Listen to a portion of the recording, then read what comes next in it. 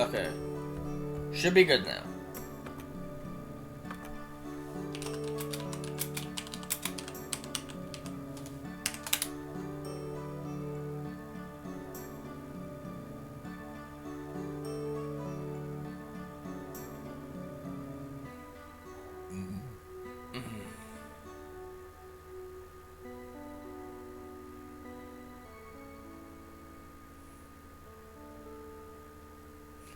Yes? Alright.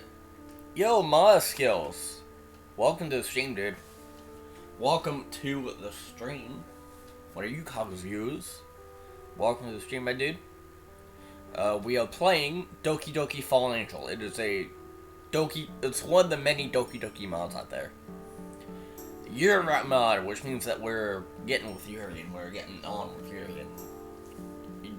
We're Yuri's boyfriend. Yeah. Sweet. Awesome. And good. We can get to the pharmacy early, come back, start your knife collection, and then have the rest of the day to do whatever. I'm in the chat. Space in the chat. Oh, please don't. Please don't. Okay, weird. I want to make sure that it doesn't disconnect again, because... Very well. I'll go get dressed.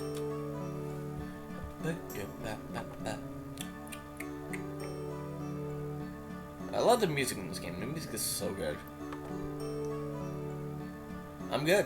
I'm good, dude. Fine. I'm fine. I'm just looking at my stream to make sure that it doesn't... OBS doesn't disconnect again, because goddamn. I just realized we finished Salvation. I was about to ask if Monica's still a bitch. I mean, around the end of it, she kind of came through, and like, she almost ended up killing herself from the guilt of she caused everything to happen. Like, she was the one that manipulated everyone a bit more to try to get them to be less desirable, but in the end, we just helped them more, and it made Monica's like situation even worse. To the point where she even crashed the car on purpose to try to kill the other girls. But in the end, it just made things even worse for her. And I could not, like, not forgive her. Like, I couldn't not forgive her. Because he was a very, like, proud and confident girl. Completely broken down. Because, you know, she... When did you first start streaming? 2017? 2017, I think? Either 2016 or 2017. I don't know when I first started streaming. Because I don't have memory of the date of my first stream. But I do know what I streamed. I do know what I streamed on my first day of streaming. It's kind of weird, though. I know what I streamed on my first day, but I don't know what I, like, did on my first day. I don't know what the date was. I'm assuming sometime in 2016 and 2017. Yeah. Yuri comes down looking as beautiful as ever. We're ready to go. But if we're talking about this stream, I went live a little while ago, like 30 minutes ago. Yes, let's go. Ah, yes. How often do you stream? I stream Monday through Friday. Usually I start at around, like, you know, somewhere between, like, 8:30 and 9 o'clock. Sometimes earlier, if I get done with, breakfast. I usually start around, like, 8 to 9. And, I usually go for, like, 3 or 4 hours until, like, 12:30 or something like that. Sometimes I go later. And on weekends, it's kind of a toss-up whether or not I stream on weekends. But sometimes I do stream on weekends, sometimes I don't stream on weekends. But most of the time I stream Monday through Friday.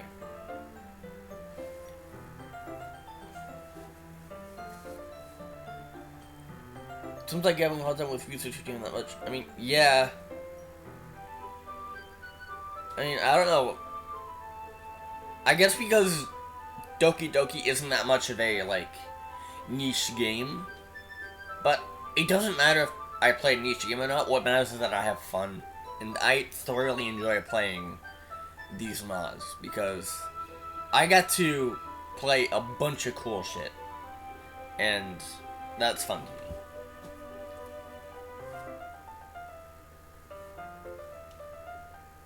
Yeah, that's true.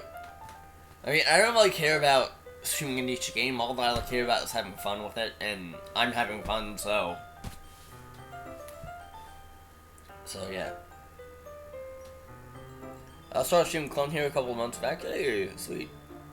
Yeah, I might stream Clone Hero once I get a big PC, because, even though this laptop can run Clone Hero, trying to run Clone Hero and stream at the exact same time puts a lot of stress on my laptop, because my laptop is very shitty.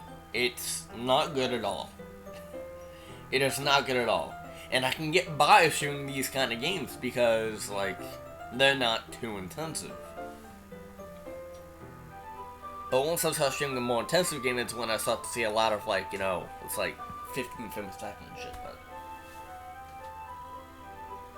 Have to get my CHFES at 60 for it to not lag the stream. I may have to try that. I may have to try that at one point. I may do like a Clone Hero test to see if, like, I can stream Clone Hero without realistically any frame drops or any lag spikes at all. Because even just recording Clone Hero, like, it's super stuttery. Like, I tried recording Clone Hero once, and it's like, eh. I mean, I might have to sacrifice FPS for the stream, but once I get a job, I may have to, like, once I get a job, I am going to, like, you know, buy my own computer parts and build my own computer, because, oh yeah. Me just showing Yuri, oh, let me just sip my tea real quick. Yeah. The tea. The tea. Yuri and I arrived at the pharmacy. How can I help you? That voice crack. I'll look at Yuri. Prescription for Yuri? Can I get a last name? Yes, it's... Oh, my shoes untied. I look down and realize my left shoelace wasn't done. I get down on one knee. Loop-de-loop and pole, and your shoes are looking cool. SpongeBob. I like that reference. A very cool reference. I stand back up. Here you go. And of course we don't get to hear Yuri's last name, because why the fuck would we? Yeah, of course we don't get to know her last name. It's like, oh, it's Yuri. Oh, my shoes untied. I gotta go down here and... Meanwhile, they're up there just, you know, chit-chatting along like, what's her last name? We don't fucking know. The pharmacist hands Yuri a bag with a bottle of pills in it. Yuri checks his tag to clarify that it's the right prescription. Not gonna lie, I'm actually gonna pills beside my... Yeah, that's fine. That's fine, Yuri. That's fine. If you feel super sick, I won't force you to. I won't force you to stay in the stream. If you need to leave the stream, you need to leave the stream. So, I mean, hope you get better. Hope you get better soon.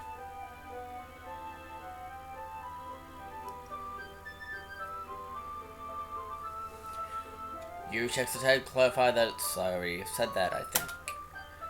You want to take your dosage twice a day, so it'll be 12 hours. Thank you. You're welcome. The pharmacist gives us a big smile. Is that it? A flash glances between the two of them. Do you have any other questions? No, I think I understand everything. Thank you again. My pleasure. I take Yuri's hand and we exit the building. Oh. Yuri do something wrong that we, I don't know. It's oddly convenient that everywhere we go is in downtown. Very convenient. Almost as if this is like the only, like, busy thing. I don't know. Alright, Yuri, how about we head back to your house and go throw out your knife collection? Yuri takes a moment to ponder this. So obviously she doesn't share my enthusiasm about removing her collection. Perhaps it holds a more emotional connection than I thought. That sounds like a good idea, Bat. That's my specialty. Having good ideas. No, being called Bat. Ha ha ha. Very funny, MC. Need a break.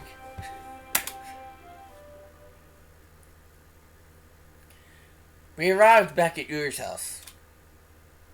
Yuri's upstairs. She said she wanted to change something more comfortable. I'll just sit here and wait.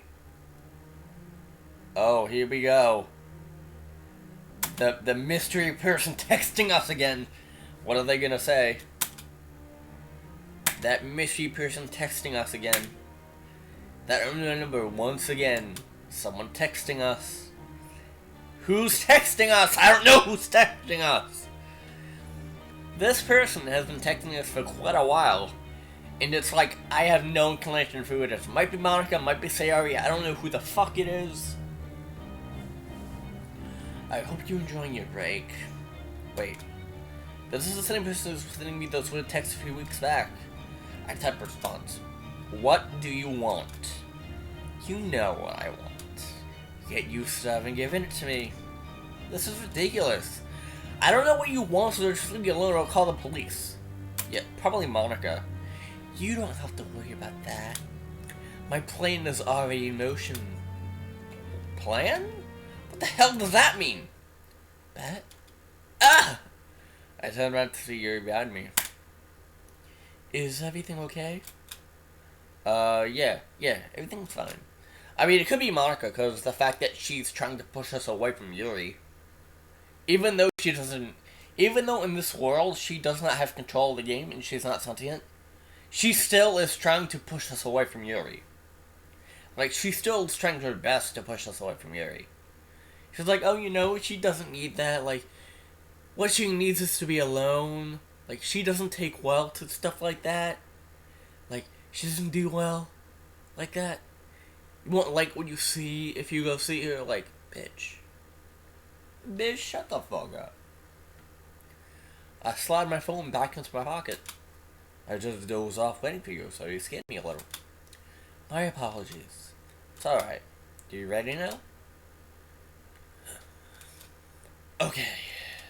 We head upstairs. Ah! Okay, now. We enter her bedroom. We take a seat on the floor. Yuri reaches on the bed and pulls out a briefcase-sized wooden box.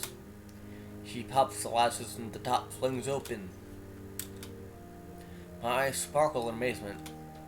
There's a plethora of all kinds of knives, ranging from pocket knives to butterfly knives, needle points, tanto points, straight backs. It's not just the type of knife either. They're all exotic with their own unique design and color. Wow. That's all I can say in this moment. I never thought I'd use the word beautiful to describe a knife.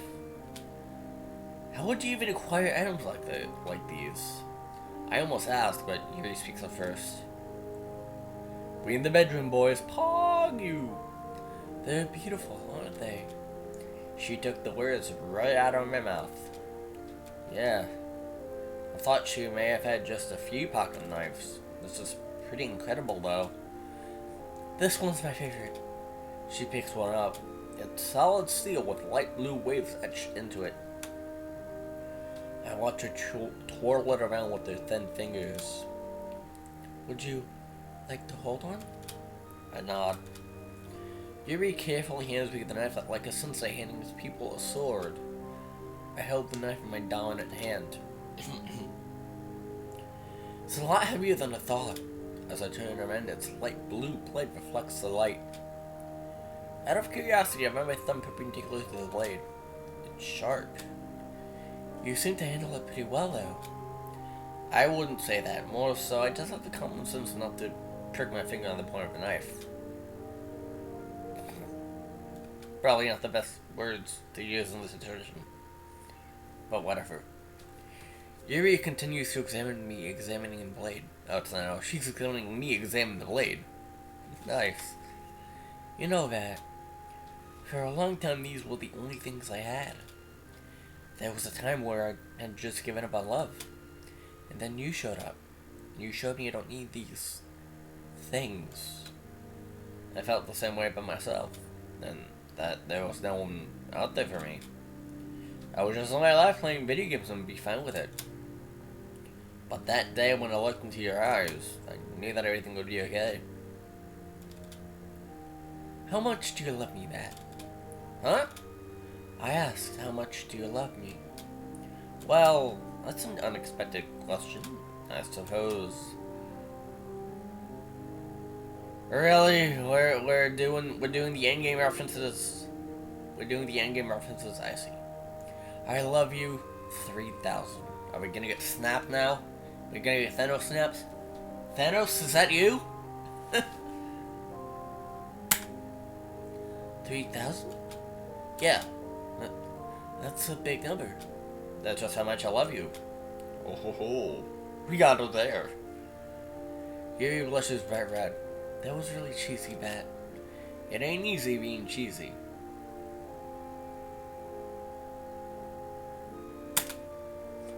Also, don't pretend you didn't like it. No, I suppose we should dump these out of nowhere, ring and cut through the air. Hello? Yuri's expression breaks. She turns wide and pale as she's seen a ghost. Is everything okay?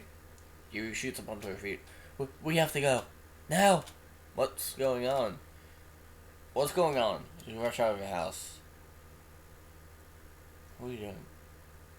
Here I am sitting in a hospital hall. I don't remember running here. Hospital isn't exactly close by, so I don't even know how we got here. I'm exhausted and I can't even keep up with how many thoughts are racing in my mind. What is going on? She grabs me in. We are now Mr. Krabs' Pog.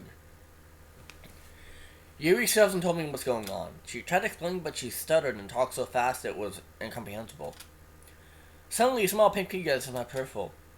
Natsuki? Natsuki, are you okay? What happened? Wait, Sayori? What about Sayori? I walked into the house. I was gonna make some dinner and I was there and she wasn't answering me. Oh no! Oh no! Oh fuck.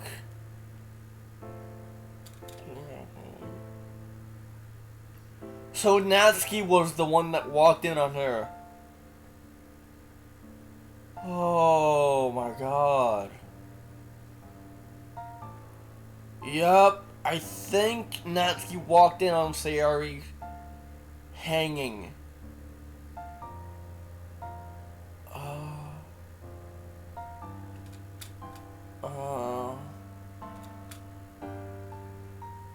Like, even though we're still with you in my heart, holy shit, dude. Oh my god.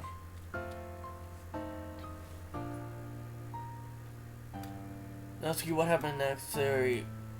Yup. Yup. That was it. That was it. Yep. She couldn't deal with the fact that we were with Yuri. She couldn't deal with the fact that we were with Yuri. And the game only gave us one option. And we had to say that we were her dearest friend. We couldn't tell her that we loved her. We only had one option there. She couldn't handle us. She couldn't handle seeing us with Yuri. She felt so jealous. And because of her depression, she felt like that was the world punishing her.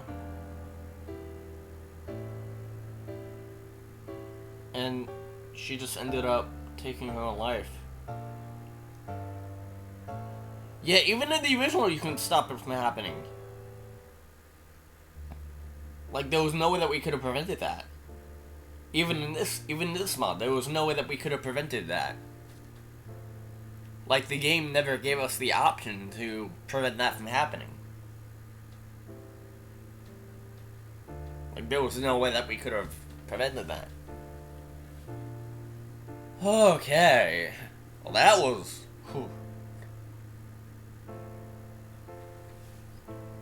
One day she's alive, the other day she's not. I fall back into my seat. The knife twists deep into my chest. I can't breathe. I can't believe what I just heard. I want to deny it. I want to pretend it's some sick joke. That none of this is real. I think back to my last interaction with Sayori. I think my childhood friend, that bubbly girl that always smiled and always made other people happy. Yet I couldn't make her happy. It was all my fault. I know what you're doing. I look back at Natsuki. Stop blaming yourself. It's not your fault. Yes, it is. If you knew the whole story, you would know this was all because of me. Bad. You pierced a hand to my shoulder, but I smacked it away. Oh shit. Oh shit. So MC is blaming himself hard time. Holy shit. Doctor approached her with a sour face. You're Sayori's friends, correct? Yes. We've come into contact with their parents. They're on the way, but it'll be some time until they arrive. You kids should go home. We'll take care of her. Is she going to be okay? I'm no longer listening. I just sit there with my head down, thinking about everything I could have done to change this. The doctor and Luca keep talking, but it's all muffled sounds to me. Their voices have been drowned out by my own thoughts, but there's one word that I make out. A word that pounds on all the edge of my mind.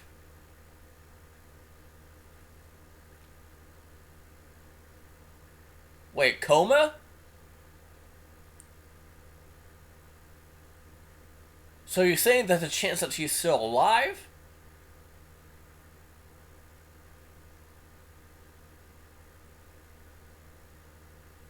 Okay.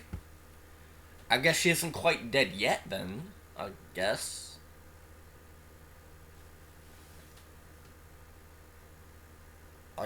I guess she's not dead then? She's just in a coma? So, was it a failed attempt then? I'm thinking it was a failed attempt then. I don't know. Probably not, I don't know. Could be dead, could not be dead, I don't know. Yeah, that is interesting that she's in a coma. Act 3. Yeah. We're finally in Act 3 now. Turning burnt pages. A few days later, time skipping again. I don't know what day it is. I don't know what time it is. Ever since I heard about Sayori, I haven't left my house. Because last when the parents come to the hospital, she had died. True! I mean, yeah, true. Yeah, why else would the parents come if she died? Like, the parents wouldn't come if she died, so... I mean, I don't know. She could probably still be alive for all that we know. She's just in a coma, like the doctor said. The only time I leave my bed is to eat and use the bathroom. Mainly the latter, as I rarely choose to eat. The pain from my empty stomach is the only thing I feel anymore. I can't believe I couldn't save my best friend. I was the only person who could, and I chose not to. Ooh, several soft pounds at my door. I don't respond. Yuri's muffled voice comes from the other side of the door. Pat, please come out. It's the same line every day, and every day I refuse to move. I failed everyone. No, you didn't. Come on. I can't show my face to anyone or risk making them only pain. You didn't do this, Lizzie. It was not your fault. Her depression just warped her mind, and it made things like 10 times worse. Sayori's mind just made things like 10 times worse than what it actually was. Please. You have to believe it wasn't your fault. Lies. It's all lies. She wasn't there when Sayori handed me her heart. She wasn't there when I crushed her and dropped it on the floor. You can't just stay in your room for the rest of your life. You have to come out and talk to me. Please just listen to me. Doesn't she understand I don't want to be helped? Help is for people who deserve it. Very well then, don't talk to me. I just wanted to give you this. Paper slides underneath my door threshold. I lay in my bed for a while before getting up. Look at the piece of paper. What is this? Okay, I'm gonna try and read this. A bird in the sky. A human can never understand how a bird feels. A bird has wings that allows it to soar highly. But a human can never truly understand that feeling. A human can only go so high with their own being. We look up at the blue sky with envy, with hope to experience the feeling of true freedom. Like a bird that soars through the sky, and the bird may never be able to understand the feelings of us. While it may be on the ground for a moment, it can take off on its own accord. So we look up into the sky with curiosity, and hope that we may one day feel as weightless as a bird. Good poem, Yuri. Yeah, I liked it. I like that poem. Huh? Your poems are usually very symbolic and cryptic, but I have no issue to deciphering this one. The poem has to be a irony. I represent the bird that can fly to its heart's content, and she looks at me with envy. Even with everything I've done, she still holds me highly. But why? I wipe a stray tear from my eye. Under the threshold, I can spot a shadow. So I turn the knob. Yuri just came right in there. Holy shit. I stumble and somehow see this onto my bed. She grips me tightly and cries into my chest. That... yeah, just suddenly, Yuri. Ah. Very close. Very close indeed. That... I wrap my arm around her. She literally pounds onto my chest. Don't you ever do that again. For my sake. She says at me blankly. And then goes back into burying her face in my chest. I thought I lost you. I'm sorry, Yuri. You see now that I'm just a failure. Don't say that. Please don't say that. She continues to stare at me. I meet her gaze. Her soft lavender eyes, rough and tears, pierce into my own. Why are you here? Like you said to me, when you love someone, you don't give up. Because giving up is too devastating. Love. Such a stupid and confusing word. The word that calls all of it. And I can't get it out of my head. The poem you wrote. Is that really how you feel? Yuri nods. She's not crying anymore. I was lost in my own little world. I had pushed everyone away thinking it would be better, but I was only pissing myself. But you're strong, you can do anything. And you showed me how I can get like that as well. I'm not who you think I am. You placed me on this high pedestal I can never reach. Look at me, Yuri, look at what I've caused. Yuri places a hand on my cheek. It's warm and soft. Mountains cannot rise without earthquakes. One man and one woman on the bed loving each other. Yep. They kinda do be loving each other though. Flushed face. Don't let this moment define who you are. I forgot to do the Yuri voice. Fuck. I continue to stare deeply into her eyes. Maybe she's right. I've been beating myself up because of what happened to Sayori. I've become what I've been trying to help others avoid. You helped me. It's my turn to help you. You don't have to suffer alone anymore. With that statement, I broke down. I no longer had my feelings. Yuri and I both begin to stream tears. We're both crying. We sit there in silence, holding each other. Oh, I got you something. What? Yuri exits the room. She quickly returns. She pulls a bag out from behind her back. What is this? Just something. A thank you gift. For everything you've done. You didn't have to do that. I know. Yuri gives me a soft smile. I begin to reach inside the bag. It's just being solid. It feels like a block of wood. I pull it out. It's an old portable radio. I found it in an antique store downtown. I thought it was cute, and I know how much you like music. I run my hands along the edges of it until I reached its dials. Click. If you love me, let me go. I'm bad at singing. Click. Hey there, Delilah, what's it like? Fallen angel in the dark, never thought you'd fall so. You might wonder why. Anyway, here's Wonderwall. Just lots of songs. I got it. Easy. I'll look back up at Yuri. Thank you. There's more. More? I reach back into the bag again. I pull the item out. It's a picture frame with the portrait of Yuri. I'm not very good with gifts. Song that George can play in repertoire. LOL. George playing Wonderwall. Just gets out his guitar and just strums away. The only song that he can play.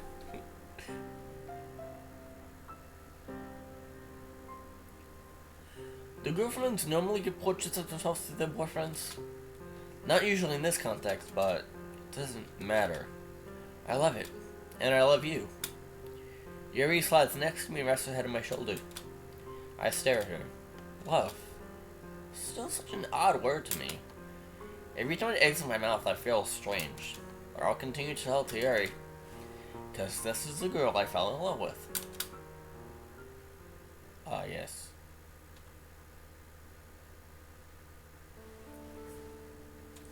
January 5th. A very important day. Today is Yuri's birthday. And I have something very special planned for today. I checked the time. 6 a.m.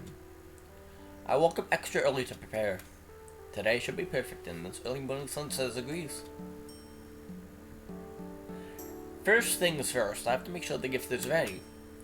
I pull out my phone and dial a number. Hello? Yo, Kenji, can you do me a favor? Kenji's an old friend of mine from school. Oh, what do you want?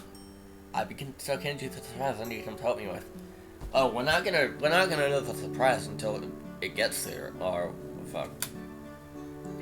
I don't know, man. What's in it for me? Why don't we just call it even when I give you money for pizza? I told you I'd pay you back, man. What, can you do it or not? Sure, I'll do it. Us guys gotta stick together. Yeah, thanks. I hang up. I don't mention this sometimes before because I'm pretty sure Kenji doesn't like women for whatever reason. That's a squad W. Anyway, with that done, it's now time to decide the next phase of the plan. Either it's a squad W or he's gay.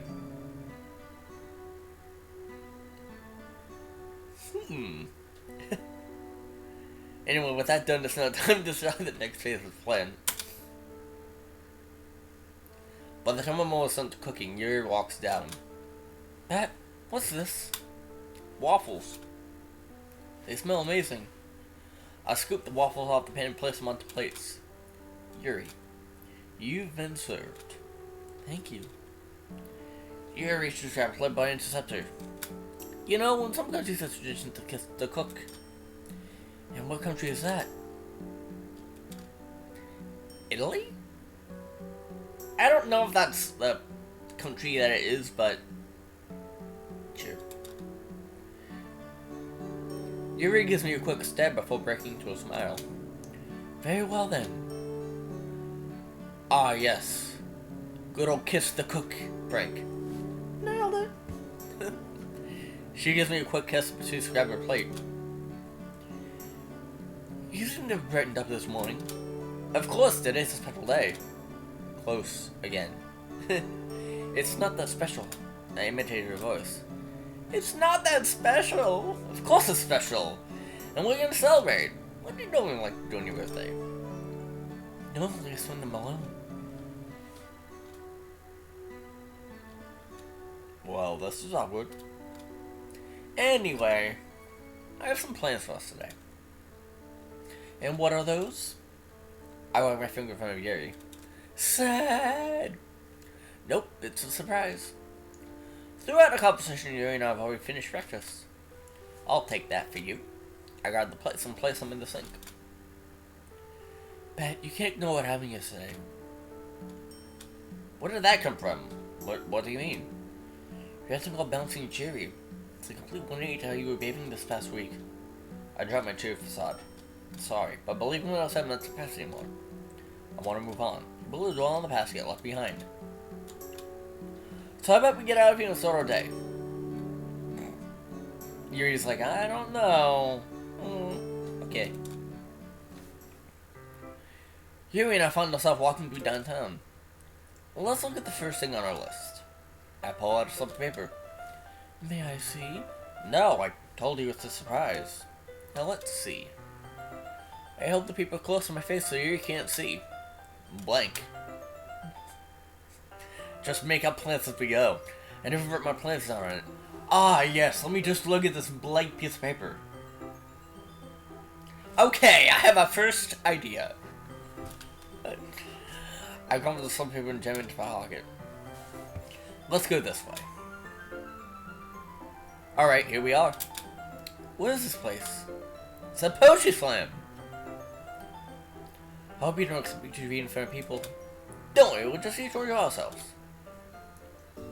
Oh boy. Oh boy. It's dark in here with the exception of spotlights shining on the air at the end of the room. Yuri takes a seat at an empty table. I'm gonna go grab some drinks. Yuri nods in acknowledgement as I walk towards the bar. I rest my arm in the bar and wait for the bartender. Oh, bartender, what can I get you? How about a menu? She hands me the menu and walks away. I read it over. What the hell is this? So just what vegan meals and hipster drinks. What kind of godforsaken place is this? A poetry slam. Do you not know what a poetry slam is, bad?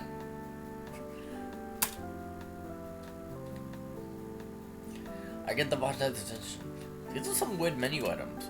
Yeah, we only do fully organic menu items here. We don't believe in the consumption of average and dead animals.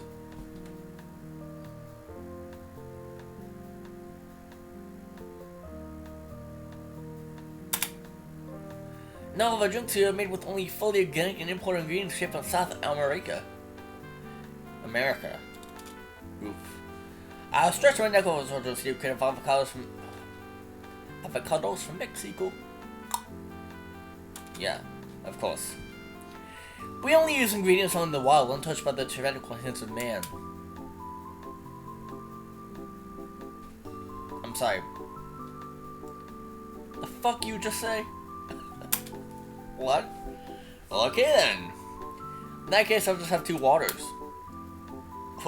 Whatever. Whatever. It's like she's so impressed that we're getting water. It's like you're getting water? Whatever, I'll just get water. The bartender rolls her eyes at me, then enthusiastically pours the drinks. Oh my god. It's like, she's like, you're getting water? Fine, whatever. It's not like we want you to get the other drinks anyway. Thank you. Uh-huh. What? It's weird. I arrived back at the table, but funny. Here you go. I place the glasses on the table. Yuri doesn't acknowledge me. She's entranced by the poet performing. I wouldn't exactly say this is my ideal hangout spot, but if Yuri's enjoying herself, and I'm happy as well. I listen to the poet on the stage. He's some tall dude with thick rimmed glasses, torn jeans, and wavy hair. I stand there, lost in my thoughts. A butterfly watches me. I emerge from my cocoon, enjoying the butterfly. And I fly, He takes about the crowd reps him to snap. Oh yeah. I can't snap. I can snap with my one finger though. There you go. It's not good, but I'm not a poet, but apparently talking in short bursts is what you're supposed to do when performing. Suddenly another man walks onto the stage. He leans into the microphone. Ladies and gentlemen, we're gonna have a short intermission. He walks over in the room, slowly begins to hold with people conversations. I lean over to Yuri. This is pretty cool, huh? Yuri looks at me. This is rather extravagant. Reminds me of when we first shared a poem together. I'm glad you like it. I remember I used to be so nervous around you. Yeah. It really makes me happy to see you come out of your shell. I never would have thought my life would turn out like this. You appears to be reminiscing about her past. You mind if I ask you a question? Go ahead. What got you into writing exactly? That's a great question. I wouldn't say it was exactly one thing that got me into writing. But if I had to choose one, I would say the biggest influence was my mother. Excuse me. Twice. My mother was very adept in literature. She loved Shakespearean classics, especially. When I was a little girl, she would always read to me. Whenever she went away business, I would read to myself. Whenever I did, it almost felt like she was still there, reading with me. Around the age of 11, I began writing my own short stories to share with my mom. Whenever she came home from a trip, I would immediately rush towards her. Mommy, Mommy, look, is what I would tell her. I wrote a story for you. And then my mom would make us each a cup of tea and we would sit on the couch and read through the story I wrote. When I look back on it, they weren't really that good, but yet they hold a lot of value to me. Wow, that's really sweet. It's nice to take a trip on memory lane every once in a while. Thank you, Pat. For what? Because you're the first one to make me that same feeling of joy you used to have with my mother. Yuri looks back towards the stage. It warms my heart hearing that she will put me on the same level as her mother. And hearing about all the memories she has makes me want to protect her even more. I turn my attention back to the stage. Looks like they're preparing for the next performer. I peek next to the stage to catch a glimpse of who it is. I see a teen girl with emerald eyes and a large white bow in her hair. Oh shit, Yuri? Huh? Oh, Monica's there. Oh shit. You got more places to go. But we just got here, and what about the next performance? Don't worry about it. I got her hand and we rushed out of the club. Oh, I want to hear Monica's performance. Jesus. Bruh. Bat wants to get the fuck out of there because, you know, Monica's kind of...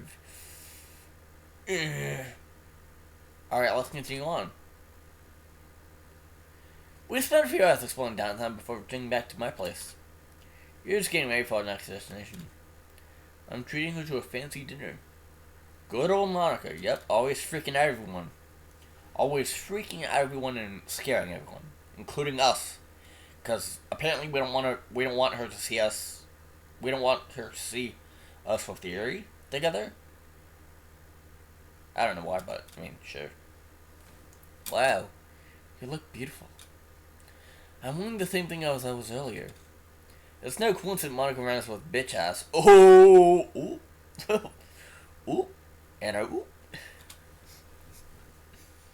I know. You just look beautiful no matter what. Yuri looks away shyly. Well, yeah, true. True. Shall we? I hold my hand out for Yuri. Let's go. She places a delicate hand in mine and we take off. We take our seats at our booth. Pat, this is beautiful. Looking around, seeing all the rich people with their rich people clothes on, I feel a little out of place. I wonder if Dr. Langton is here. Oh yeah, Dr. Langton, you know, you're a psychiatrist, you're a psychologist, or psychiatrist, whatever.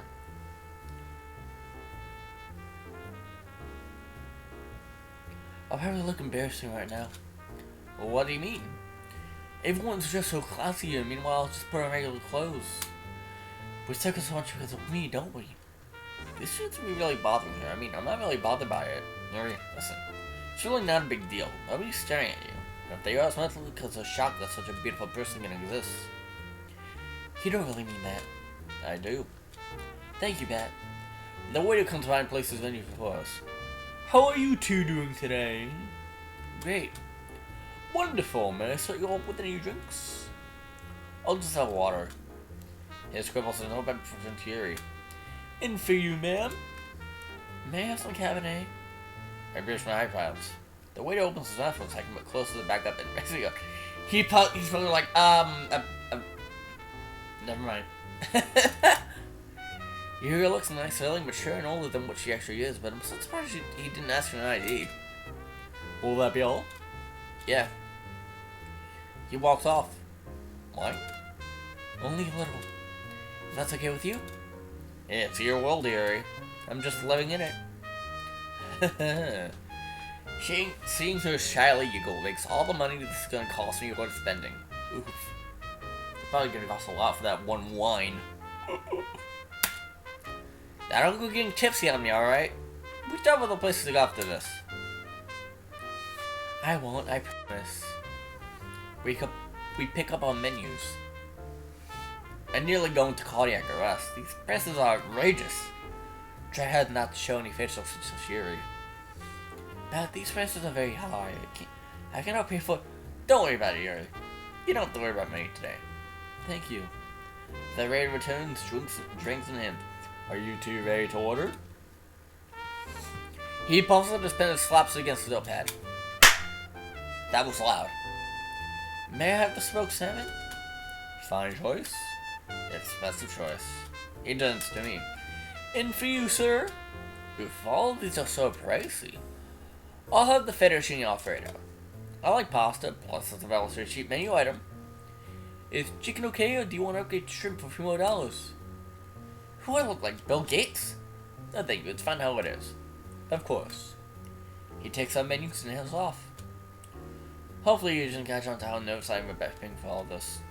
Then again, I only have myself to blame for picking this place. I like this music. The music choices in these mods are awesome. This mod is no exception. I like this music. Very jazzy.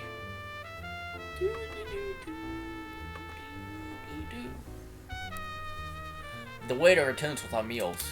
Enjoy your food. Oh, he was gonna say you too. He was gonna say you too. I stopped myself accidentally saying you too as he walks off. I dig in. The pasta's amazing. The texture of the noodles, the soup is smooth combined with the sauce. Together they make a fantastically savory flavor. I can spot a few grill marks on the chicken beneath the white Alfredo. That's cooked perfectly even, which only adds to the already great meal. Yuri starts to dig into her meal as well. Judging by her face, her food is just as good. I can smell the salmon from where I sit. The aroma coming from the plate makes me feel like I'm in a resort on Private Island. Should have said your mom instead of you two as an epic save. Your mom? Ha! Got him! Probably like, what? Why'd you say your mom? Don't worry about it, just... Are you also getting a nostalgic feeling from this place? I crane my neck left and right. Growing up, my parents didn't really have a lot of money, so coming to a place like this was a rare commodity. Not really. My family are usually at home all the time. Very rarely would we go out, more or less to somewhere as fancy as this. When I was older, my mother and I would often go to places like this. She was a big fan of wine. So is that where you get it from? Perhaps. A large smile goes on my face. Yuri has such a contagious laugh. I guess just listening to the music just brings me back. Also, just being here with someone I truly care about is very nice as well. My cheeks begin to turn the same shade as Yuri's half-eaten salmon. You don't have any fond memories of your parents? Fond memories.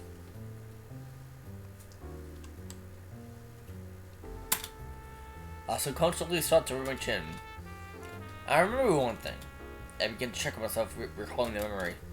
Is that so? Way back when her mom was in the kitchen cooking and she had all these spices and ingredients sitting on the counter, me being in the nose and I was really getting in the way a lot.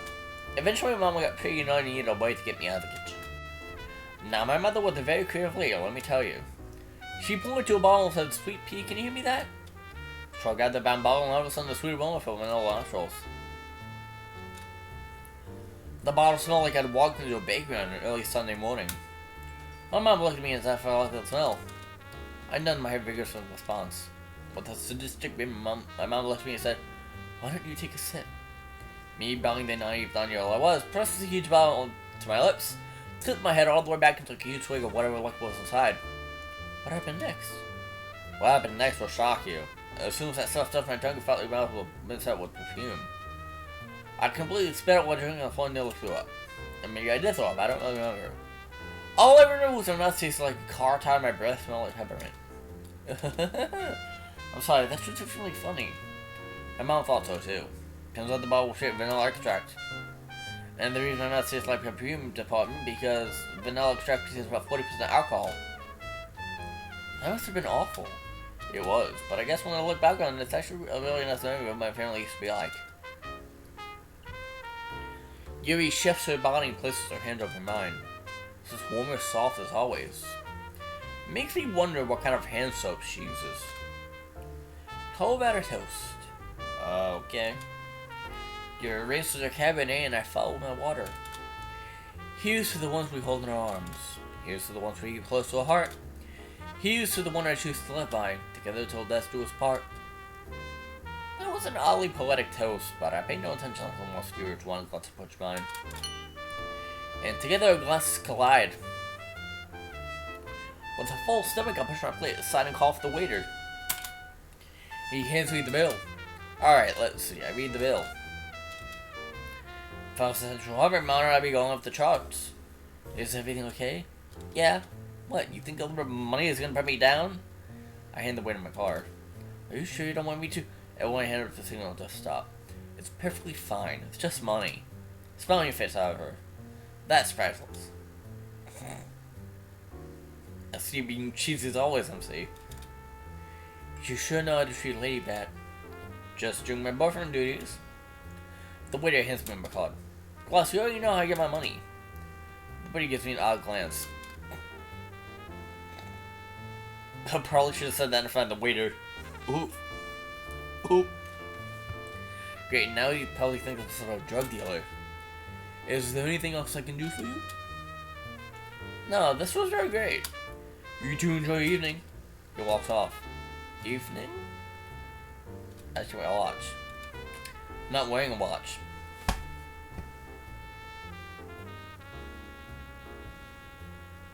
Okay. Okay. The sun will be setting soon. Alright. I clap my hands twice. Hold on, let me get a good clap hand. Ow! That hurt, but those were 2 good claps. Ow, my hands hurt. Next destination. I drop my tip on the table and we take our leave. After our lunch, we decided to take a walk to the park. It's a nice picture from our last surprise. Back where we going? Back to our special place. Yuri practically glows. I like that place. I know. I think it'd be a great place to watch the sunset. That would be wonderful. Ah, yes. Here we are back at the clearing. Hopefully Kenji won't do it with the favor I asked of him. This is truly breathtaking. Yuri's off in the distance are being captured by the scenery. With that, I sneak up behind some bushes. That's where Kenji plants a surprise. I come back to Yuri. Yuri? Yes? She turns around and freezes. Her mouth falls to the floor. She doesn't utter a single word. In my hands is a baby cherry blossom. I had to pull a few things together, but seeing the look on Yuri's face tells me it was all well worth it. You can't have a birthday without a birthday present. I slowly lowered the tree onto the ground. How did you... I know some people. She continues to say the baby Sakura. I don't know what to say. Hold on, thought. I run back over to the bushes. Those 2 shovels laying on the ground. I picked them both up and returned to Yuri and the baby tree. Would you like to plant with me? Yuri stares dumbfounded. Oh, you probably don't want to get after dirty. Yuri grabs one of the shovels. For a second, she says deeply into my eyes before holding the shovel in my hand. I would love to. Ah, that's nice. That's nice. That's really nice. I like that. I like that a lot. We didn't get to see the sunset, but we did plant our tree. We stepped back to admire our work. Well, I did most of the work, but I won't say anything to Yuri. There it is. I don't know what to say, Bat. You've really outdone yourself. This is without a doubt the best moment of my life. It's all thanks to you. Don't mention it. I'd give you the world if I could. But I can't, so I guess we'll settle on a tree. We share a small laugh. A laugh that warms my heart. Yuri stares fixedly in the cherry blossom. Should we give it a name? A name? Well, we planted together. It's kind of like a child in a way. We'll take it a bit, watch it grow. I'm not good with names. How about... Okay.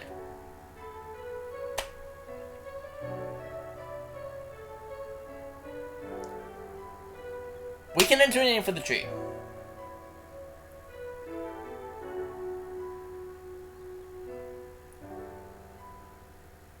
I don't know what we should name the tree. Do you guys have any idea of what we could possibly name the tree?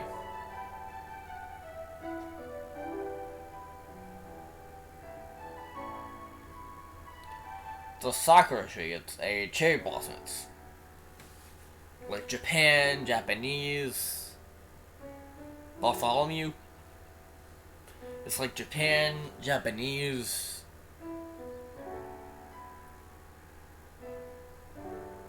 I'm trying to think of a Japanese name, but I don't know. Because cherry blossoms are like all the rage in Japan. That's like the flower of choice.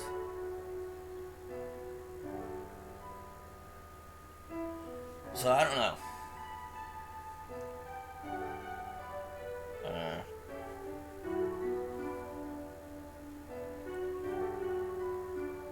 This is not gonna work. Cherry blossom tree.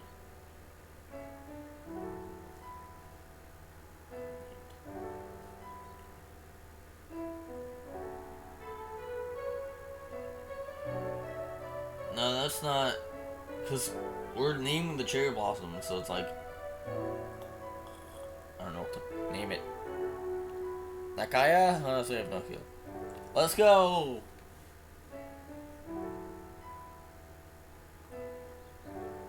I don't know. I'm just gonna put down a random name. Put down a random name. Takano. Wow, that's like a one random. That's a random, like, Japanese sounding name. How about Takano? I like the name. Then I guess that's his name. We sit there for a while enjoying each other's silence. It's not awkward silence, it's rather relaxing actually. Yuri and I simply being in one another's presence. Even with the sky full of stars, I prefer to stare into her eyes. Cold breeze was to a raining of us of how late it's gotten. Are you ready to go? Not really, but I know it's probably better to leave before it gets later than it already is. I intertwine my hand with hers and we walk home. After a long day, I shower and head to bed. I flop down onto my mattress. Ah, what a day. I hear the water in the guest bathroom turn off. I flash back to the events of today. It couldn't have been more perfect. It's a shame school, so I was back up in a few days. Grab my calendar. Next Friday marks the Winter Festival. The school likes to welcome people back from the holidays with a festival. It's a way to ease back into school after vacation. Even more so, however, it's also a way for clubs to recruit members to the spring semester. Clubs. When the club that started us all. Monica and the Literature Club. Before I continue to talk in my memories, my door gently opens. Oh yeah, that's right, because the Literature Club disbanded. Because at the time it was only Monica and Sierra, because Natsuki wasn't in the club, and Yuri and I weren't in the club. So, since it was Monica and Sierra, Monica, like, disbanded the club. I wonder what's gonna happen once they go back to school. I wonder if this game's gonna even cover it. Ooh. Hello, Bat. It's Yuri. Thank you for today. You're very welcome. I'm still laying in my bag, so my wood is spoken to the ceiling. Yuri takes a seat on the bed. This day was really special. I'm glad. Oh, there's one more thing. One more thing I have to do, and that is to open up my shades, because goddamn, I need some outside light.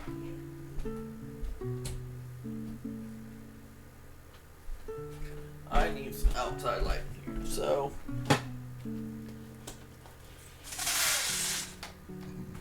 let's get some light in here.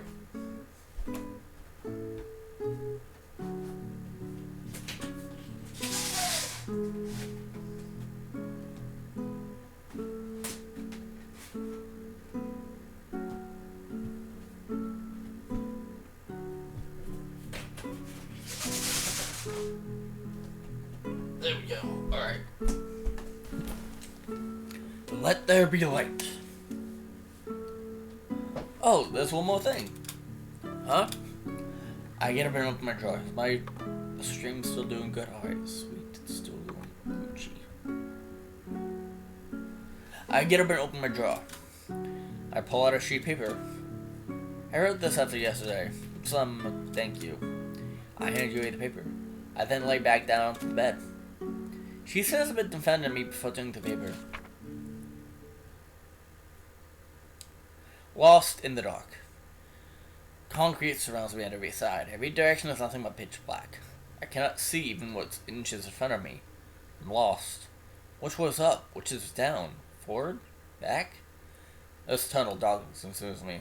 I only hear my light footsteps atop the gravel. I move slowly forward as if I'm chained to weights, dragging my feet as the gravel beneath kicks up. As I move, the chins grow heavier and heavier. My head feels heavy. The fear of the abyss eats at me. My legs buckle and I collapse onto my hands and knees. The small pebbles on the gravel stab into my palms. I begin to lose hope, and I give into the darkness. Suddenly I'm blinded, not by dark, but by bright light. A glowing light piercing my retinas in this endless tunnel. In the center of that light is a girl. She takes a step, she takes another, and another, until she stands above me. I stare at her in disbelief as she holds out her hand. I reach for her.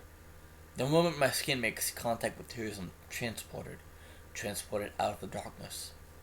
I can see, hear, feel. The girl stands beside me. Her hair flows in the wind. She is like an angel who fell from heaven, only for her paths to interlock in the dark, and together we can live in the light.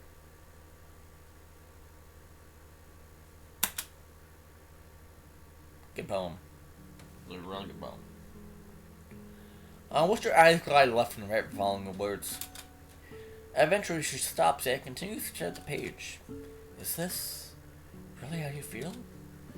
I continue to talk to the ceiling. Okay, I'm gonna talk to the ceiling as well. Okay. What's the thing? Okay. I realized something, Yuri. Hold on. All my life I've been running away from my problems. What's the thing? No, I'm not gonna do that. I've been pretending they're not there. I'm bottling them up. Just like staring at the ceiling, just talking. Yeah. And they were slowly eating away at me. I was lost. I couldn't find my way out of the darkness I put myself into. I looked straight into her lavender eyes. But you were my light. You were the light that guided me. You painted the colors off the wall up gray. I don't really know how to explain it. Love, maybe.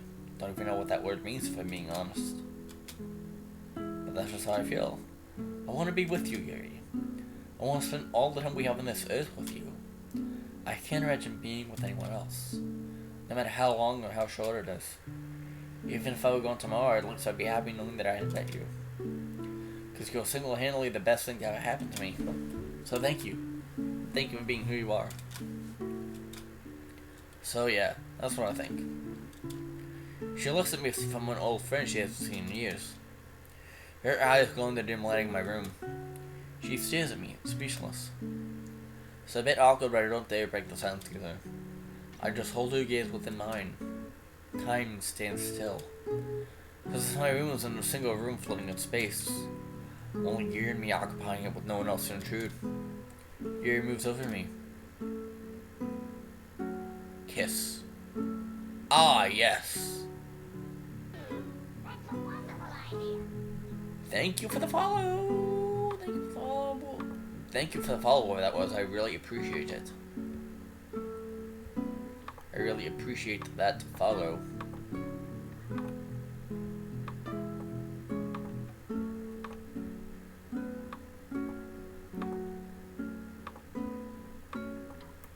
Yeah, I really appreciate the follow, whatever that was. Wait, what's happening?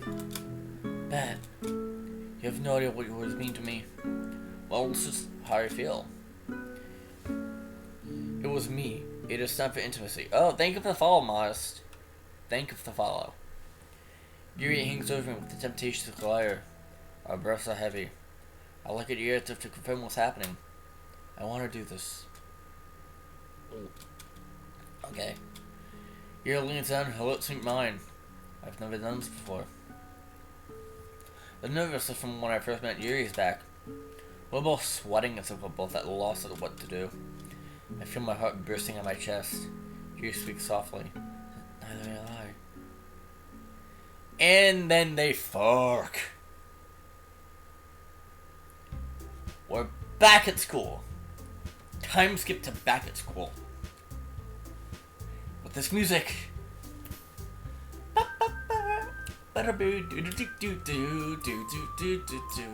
Nice. Back at school. I hardly remember anything of the last few days. They flew by at school, back in the crowd around the corner. And now I'm here. Back in the boring lectures of my classes.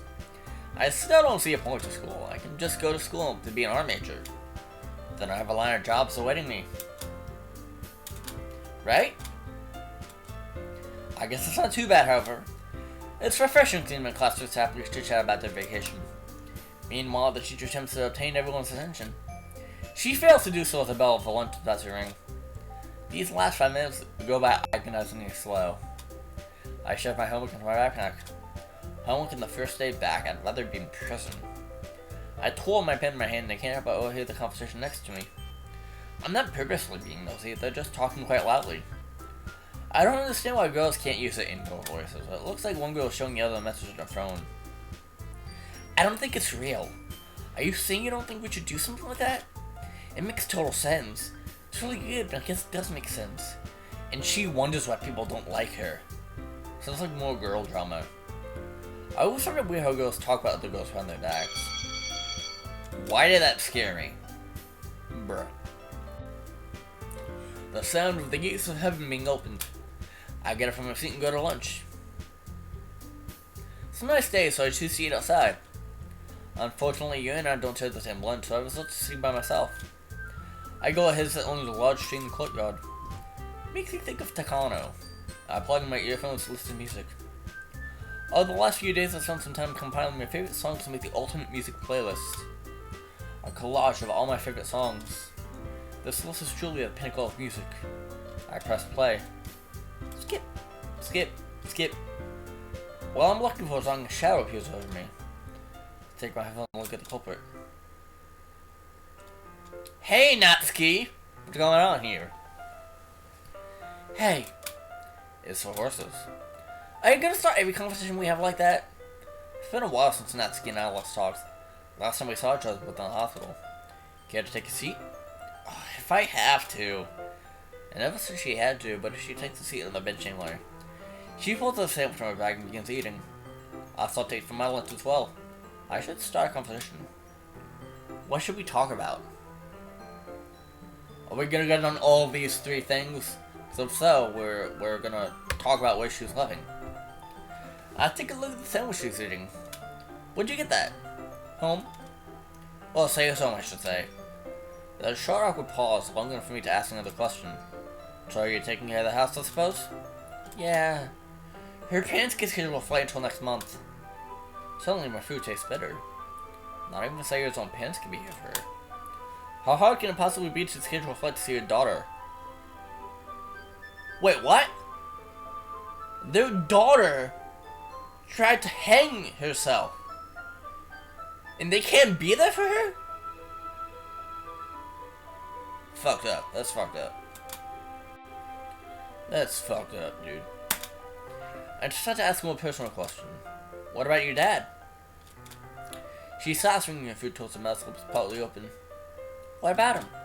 Is he doing alright? She stares hard at her sandwich as if it holds the answer to my question. He's fine.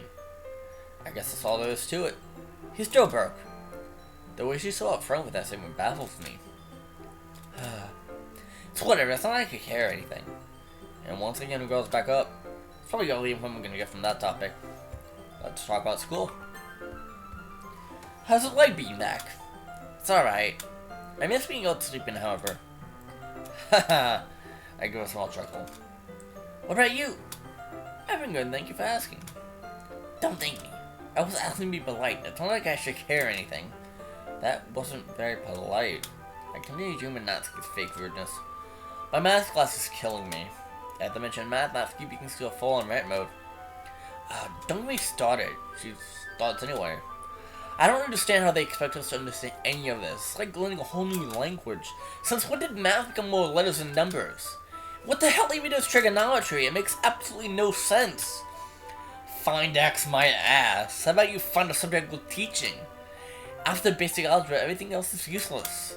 Oh, and imaginary numbers. Those aren't even real. They think it's okay to just make up stuff. They follow such strict rules, and then go on other rules if something doesn't work properly. Seriously, what do math schools even exist? If you have calculators for a reason, my dude just act like my life will be dependent on whether I can find a parallel line given this slope and point. You done, Natsuki? Are you done? It's a bit funny seeing you get flustered over something like math. She continues to eat a sandwich. Now, let's address the elephant in the room. Let us address the elephant in the room here. How's Sayori doing? Have you gotten any news from the hospital? She pauses. She then solemnly shakes her head. No. I told them to keep me updated if anything happens, and yet I haven't heard anything. I get a lump in my chest. I know it's not good to get my hopes up, but I can't about pray that she wakes up. I can't about question left the thickness in the air. Perhaps I should change the topic. I finished up with less of my lunch. Excuse me. What's wrong with you? What? You're disgusting. I said excuse me. When you ever tell not to put in front of a lady? Since when were you a lady? Well, damn. Okay then. MC with the roast. Natsuki looks like she's about to burst from rage. Slammed. Get stuffed. But then she lets out a long sigh and smiles, and the smile creeps on her face. Fine, you win this one. Everything's got to be competition with you, huh? Yep. Also, Bao, what are you doing for the festival? I don't know, probably just walk around and stuff. Would be fine if I, Natsuki fumbles with the words. Spent the festival with you and Yuri? She mumbles the words quickly and quietly. Yeah, that sounds like fun. Alright, I wouldn't have cared if you said no or whatever. Sure, Natsuki. I decided to walk with Natsuki to her class before the lunch bell rang. She got me a stock, but besides that, didn't protest to me walking with her. Hey, see that? What? I stopped in front of the main office. I pointed to a small rectangular box on the wall. It's the school thermostat. I walked up to it. 75 degrees. They do have the AC off. We're in winter. Why would the school turn the AC on? No one understands. I'm in my next class. English. I genuinely despise English class. I always speak it, but I didn't have to take a class on it. Teacher lectures on the proper way to use a semicolon, and the seat in front of the seat right in front of mine. In the seat in front of the seat right of mine, a boy is on his phone checking messages. Text is really small to read, but I can tell it's a very long message. He must have gotten in trouble with a girlfriend or something. He stopped with a laugh. Maybe one of his exes was wrong. I wonder what message is about. Bat! Teacher calls my name. Uh-oh. You know the answer to the question! I don't even know what the question we're on. That's how I die, isn't it? So this is all I'm guessing. B. Students hold in the laughter. What? The question is to fill in the blank. Oof. Big oof. Think of something. I'm sorry, I thought it was a true question. She looks at me with a blank face. Meanwhile, every single student is laughing at me right now. Holy shit. I wonder what tombstone will read. Died of embarrassment. Just when I think the dude's gonna kill me, he makes him to a laugh. Alright, Stacy, did you know the answer? Phew. Can't believe that worked. I rise to daydreaming. Psst. I glance at the teacher and see that he's writing something on the board. I sneakily pull my phone out of my pocket. Welcome back. Welcome back to what? School? This person's a student. All over in the class, no one looks suspicious. I tried to warn you that it will come to this. Come to what? All I would say the teacher with his back turned. I used to send it up a message. Who are you and what are you talking about? I gave you the chance to stop, but you didn't listen. You broke my heart, and now I'm gonna break something of yours. Excuse me, what? Oh, dramatic, much? What does that even mean? Bell ring! The ring of the school bell shocked me out of my thought process. I shoved my phone back in my pocket and tried to forget this ever happened. It's been a long day, but I'm home. Did I even see Yuri today? Sayori? I don't know if it's Sayori or Monica or what, but I mean, the only person that has our phone number is Sayori. Unless someone gave our phone number to Monica. Or Monica knows our phone number for whatever reason. Hey little man, welcome to the stream, dude. Did I even see you today? I should at least text her. I pick up my phone and send a message. Sorry I didn't see you today. How was school? It was fine, thank you for asking. I saw Natsuki today. What did she say? We just talked about different things, and then she asked if I could hang out with us during the festival. I told her she could. Okay. Okay? I guess the conversation is there. I lay down and look at the ceiling. For the first day back, it wasn't so bad. Perhaps the semester will actually go smoothly.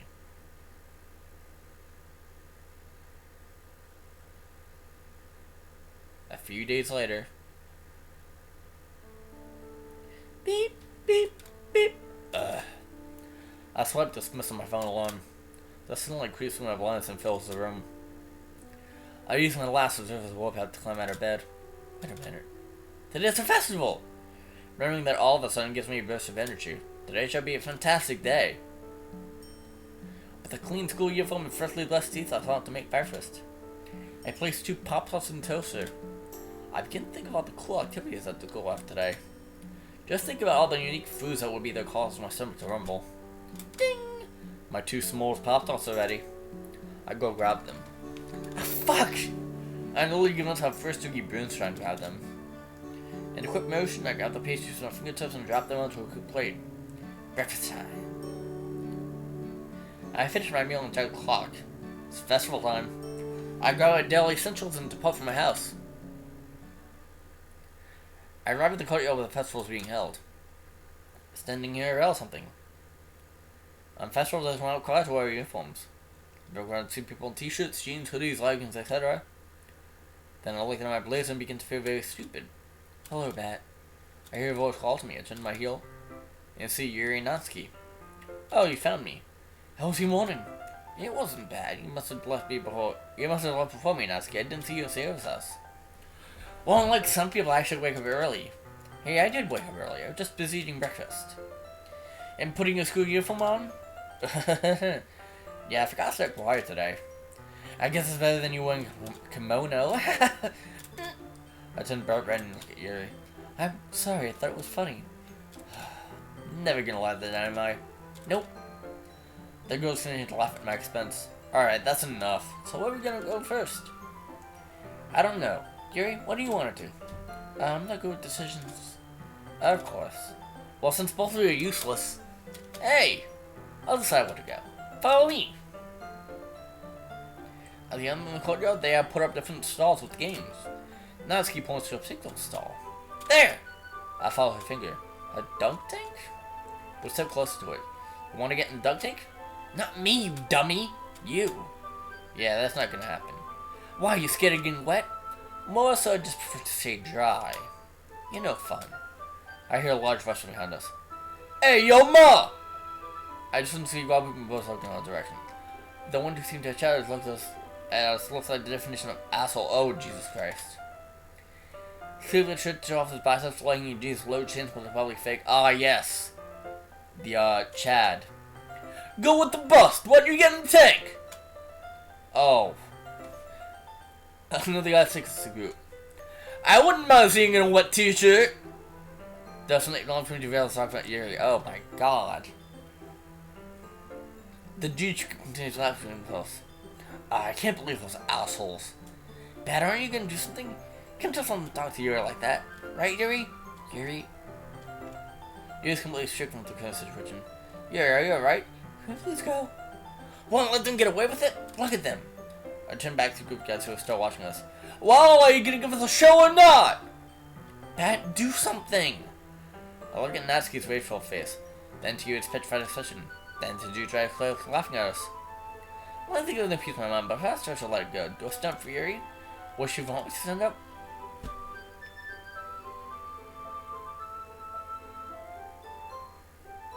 Okay. Let's save here. And let's pick each option to see what happens here. Yeah, confront. Excuse me, sirs, but you shouldn't be treating my lady like that. Excuse me, sirs, but you shouldn't be treating my lady like that. She deserves the utmost respect. I will not let you degrade her anymore. Yes, I'm a white knight. What of it? I walk towards the boys. Hey, asshole! Bam! Wait! The main boy looks at me. What did you say? We stand in from each other. It's only now that I realize he's half a foot and height above me. I don't think you'd be saying stuff like that. Did your parents not teach you manners? Listen here, you little punk. I could kick your ass right now. I'll fuck you up. Can't people say what I did to your mom last night? Oh shit! Oh damn, dude, he got you. Hey, shut up! He decides it to his group of friends. I'm only gonna tell you this once.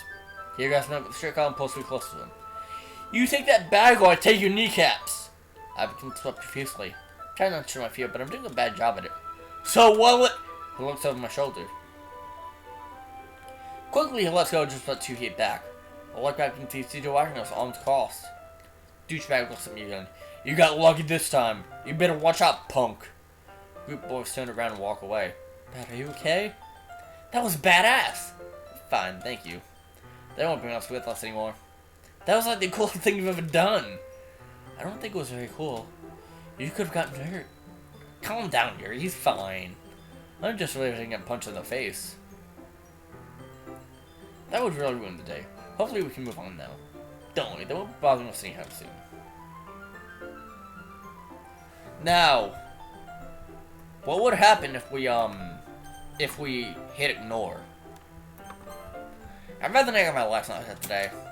But I really don't think this is a good idea. Yuri, stop worrying and you need to stand up for yourself. As your friend, I will not stand idly by as you get harassed by some assholes. She's right, Natsuki. Huh? Give them the reaction of what they want. Ignore them and they'll move on. You can give them what they want because they'll win. Fine. You're right. I know. I guess I each one smile. Thank you, Bat. That's very big of you. Come on, baby. Come on, baby. You're not even gonna at least give us show. Wait, hold on. Come on, baby. You're not even gonna at least show us what's under that sweater. I'm going over there. No, you're not. But no. Fine. Well, if we're not gonna beat them up, then why are we still standing here? That's the point. We should get out of here. There's something more of the festival to see. Alright. Load here. Confront. Yeah, there you go. Alright. We're back. I'm glad the situation was handled. I remember one coming from Natsuki's stomach. Hungry? I'm always hungry. What about you, Yuri? I suppose I could eat something. It's nice that you haven't changed at all, Yuri. What's that supposed to mean? Anyway. Huh? You said anyway, so the correct term is anyway. Anyway is an adverb that can't be Shut up, nerd. I'm not here to learn. I'm hungry, so that's what I'm to eat. Well, that didn't go how I wanted to. Okay. We go back to the other side of the courtyard. So many choices. I paid my way to all different stalls. From noodles to pizza to candy to squid. What are you two thinking? In my head, that both of them are fixated by a certain stall. They both look like they're in a daze and mouths the gate, following the guests to see what they're being entranced by.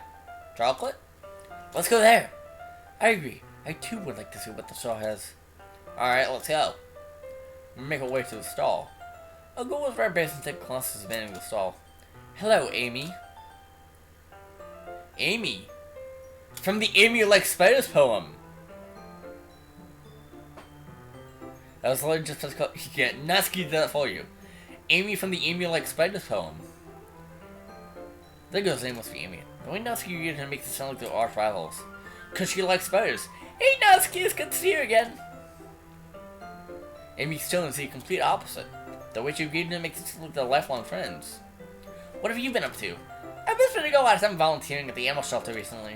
What a nice girl. Natsuki leans to my ear. I freaking hate her. What? Why? You see anything you like? Natsuki never answered my question. Do them all! Yuri and Natsuki however they hold in chocolate like a petted over its prey. There's such more on the things they like. I prefer some real food. Hey, do you guys mind if I leave you while I go get pizza? Yeah, whatever. Okay then. I take my leave. 2 slices, please. I'm handing my pepperoni pizza. I drool over my greasy plate. Pizza time. Pizza time. Anyway. Now let me return to the girls. While it's walking back, I'm intercepted by a familiar face.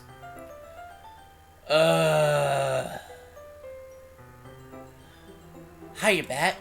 And here I thought I would have a good day. What do you want? We haven't seen each other in weeks, and that's how you greet me?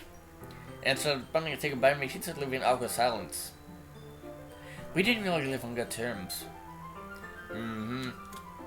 Bat, please, can we forget about the past for 1 second? Fine. I want to know what happened to Sayori. Sayori? I guess it depends what happened. Monica and Sayori still remain friends. Monica's probably worried about her just about today. I mean, if I don't like Monica, I feel wrong if I didn't inform her about Sayori. She's in the hospital. Comatose. I send the words out with a shaky voice. Monica looks devastated, but she doesn't say anything. Perhaps she does love her friends after all. Sorry. It's fine. You can't change what happened. Monica straightens up and turns to you to a poised persona. Thank you for telling me that. I have to go now. Go where? Get new members for the club. New members? The school board said that this house was my last chance to get members, so the club will be cancelled. I should feel that, but I don't. Have I become non-promotions? Monica's fault the club was spin in the first place. Or was it me who told Papa joining? Without anything left to say, Monica walks off. I was a random attraction. Out of everyone in the school, I had to run to Monica. I'm walking to where I looked to go for my cold pizza. It's about time. I was beginning to think you ditched us. Natsuki, but I would never do that. The pizza line was long. Look at what they're holding. They each had bags full of sweets in their hands. I told a lot of chocolate. This time you can set more and more crowded as students gather around. Welcome everyone! Know that all proceeds will be given to charities of sick animals in needs. What a nice girl. Look at her. Disgusting. I still don't know what Natsuki's vendetta against Amy is, but perhaps it's best if I don't ask, because she likes spiders, and Natsuki hates that. Yeah. One team we walk back together in the courtyard to find a table to sit at, and the amount of time it took to walk over there, I've already consumed my triangular meal.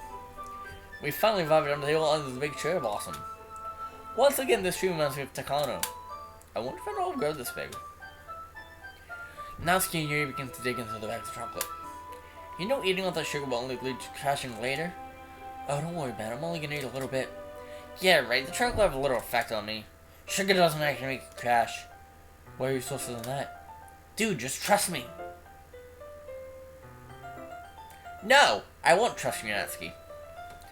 I dismiss Natsuki's factual logic. I know there's a paper sticking on Natsuki's small purse. What's that? Poem. May I see it? No. Why not? You wouldn't like it. That's what you said last time. Fine. She just sent me to say I don't care what you do. I pulled the sheet out of her bag and unfolded it. Yuri slides next to me read it too. Time. The past is a cold place, a time I try to forget. An abyss that stares in my face, a place I can't run from just yet. The present is an odd place, the place of all who live. A location lost in space, a time with nothing to give. The future is a dangerous place, a period where dreams come alive, arriving soon with no time to brace, only if you're able to survive. Time is on the palm of my hand, but there's things I can't understand. The only thing I know is to keep your head up high and your head down low. Wait, is that a song? Keep your head up high and your head down. Keep your what up high and your head down low.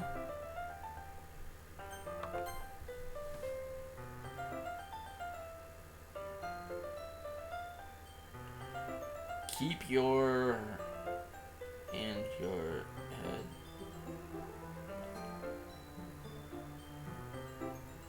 down low. Yeah. Keep your head up high and your head down low. Keep your hopes up high and your head down low. That's from a song, I think. Yeah. From A Day to Remember. It looks like Natsuki's poem style hasn't changed too much. So simple and impactful. Poem seems to be out of the future. Do you have any plans after school? Somewhat. That's fine, I don't really have a plan either. Future's scary to think about. Everyone tells you to always think about it. And people tell you don't worry about it, but if you don't worry, how will you be ready? And time just ticks away, the future marches ever closer to us. Man, Yuri, calm down! I'll probably just go to college like everyone else. And you're just to the major? Cooking, obviously. I'm good at it, it's what I enjoy doing.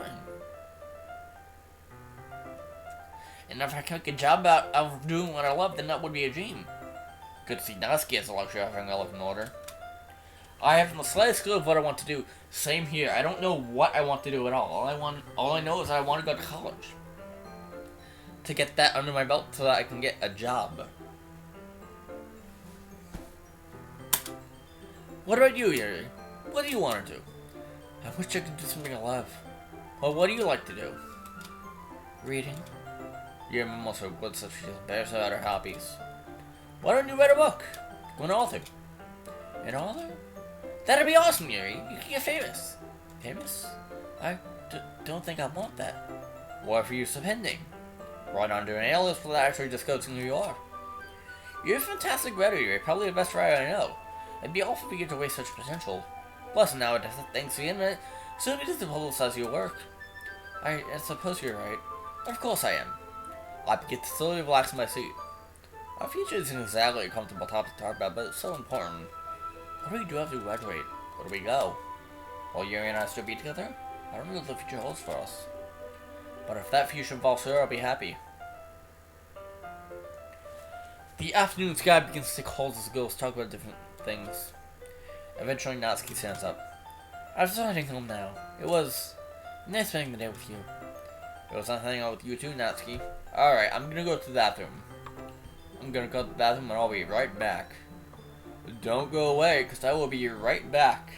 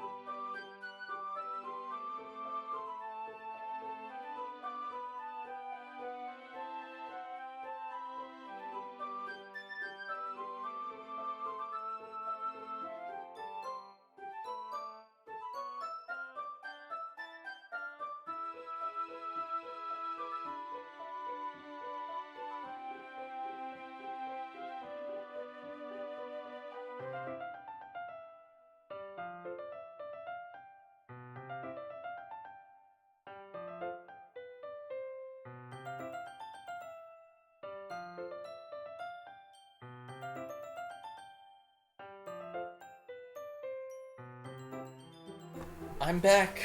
Let's continue this. Let us continue this mod. Yo. Hubble. It was fun hanging out with you too, Natsuki. Gross! We all share a laugh. The only laugh we can have when surrounded by friends. A laugh that takes a moment and in any case is it into your head forever. It's a memory you wish you could hold on to for just a little bit longer. But we end up saying a final goodbyes and Natsuki soon disappears with the crowd. Now it's just you and me under the shaded cherry blossom and they turn in the courtyard. I had a lot of fun today, Bat. I did too. The orange sun shines its light straight into my face. Large herd of students has almost diminished to just a few groups as well. Shall we walk home? Yuri flashed a smile brighter than the sun in my face. Let's go. I guess it's where we part ways. Yes, I prefer to get a good night's sleep after today. I understand, I just want to go to bed too. I'll see you tomorrow. I have my follow-up appointment tomorrow, correct? Yeah, Dr. Lang just wants to see how you're holding up with the medication. Of course. Yuri's always seemed nervous about Dr. Langton. She's been doing great. I don't believe she's even shown any noticeable side effects. Good night, Bat. She lays a quick kiss upon her lips before sitting and vanishing into her room. Good night. The last remaining bit of sunshine has left me. Sunlight has left me. I walk along the lit sidewalk. I gaze into the red lights in the dark and watch it just float through them. My feet stop on tracks until Sayo's house. There's an emptiness in my gut. Sayo's bedroom lights on. Part of me imagines that it's Sayori. Maybe she'll walk up and return home safely. I blow to watch her breath form mist in the cool nighttime air. Last one I light in Sayo's house, all of a sudden they flick off. Now it's simply standing in the dark beneath the halo of the street lamp. I let out a sigh once more. Well, I don't want to catch a call out here now. I can step inside my house and go to sleep.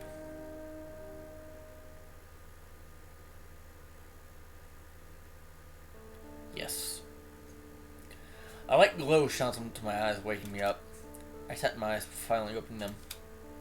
I extend my arm to grab my phone and bring it to my face. Saturday, 9:42 a.m. Ugh. I look at the window.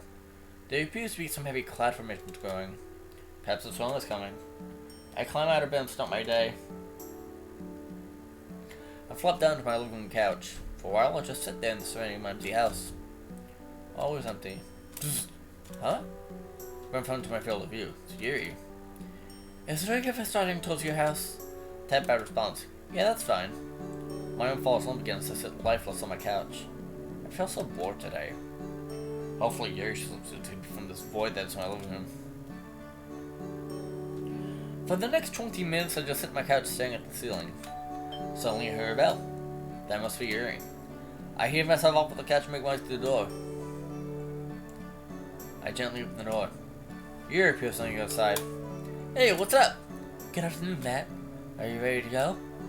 Let me make sure I got my wallet. I'll slap my ass as all I can. Let me make sure I got my wallet. Yup, got everything. I slap my ass hard. Ooh. Yuri and I step outside and head towards the psychiatrist's office. Hello, you two. Welcome back. He speaks in his usual upbeat tone. Not exactly the kind of voice he mentioned psychiatrists to have. Shake his hand like always. He then offers to Yuri and they shake as well. Well, shall we get started then? He gently opens the door so it's often just for us to step inside. We walk over to the couch and take our seats. Naturally, Dr. Lang sits in the chair opposite to us. So, as you know, this is simply a checkup. I just want to make sure the medication is working, everything is fine, etc. Okay. Yuri fidgets in her seat. Odd, after all this time, I figured she used to Dr. Lang by now. I guess we'll just start with the most blatant question. Have you been self-harming at all, Yuri? She shakes her head. No. That's good. He scribbles in his notebook. And I believe school will start back up again, is that correct? Yuri nods. Yes. And how was the first week back? It was fine. He continues to stare at Yuri. Just fine? Yes. What's happening here?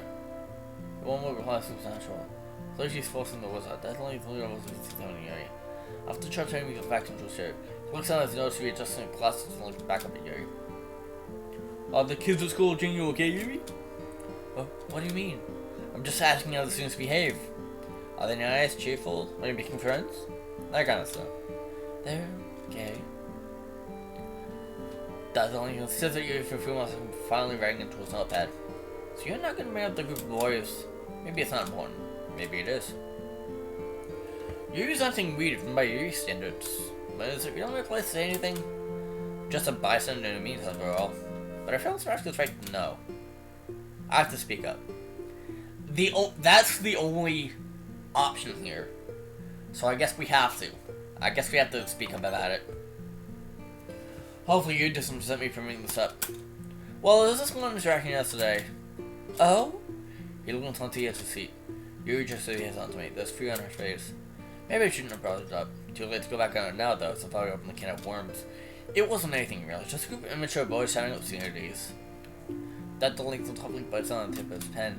It's a short period of thinking he finally accepted. And how did that make you feel, Yuri? I caught a glimpse of her hands trembling. She pressed them into her lap in an attempt to cover it up. You can be honest with me. I won't judge or think any less of you. I was angry, embarrassed, sad. There were so many emotions at once. It was like a .9 earthquake came and shook the very fabric of my soul. And then several equally powerful aftershocks took me over after. Yuri took a moment to collect her thoughts. That would make silent as well. But then bad acted. He got us out of that horrendous situation. And I'm very thankful for that. What would happen if we didn't? I wonder what would happen if we didn't. If we didn't do the emote thing. She clenches behind and gives me a soft smile. Well, that's only in his hands over his notes. That's good to hear. I understand school can be a challenge, and I know kids can often be brutal at times, but I think as long as you two have each other, there's nothing that will hold you back. He gives us both a huge, almost cartoon-like smile. Anyway, moving on. How's your prescription holding up? If I recall correctly, you should be requiring a new order soon, correct? He flips through some papers on his desk to reassure himself. Correct.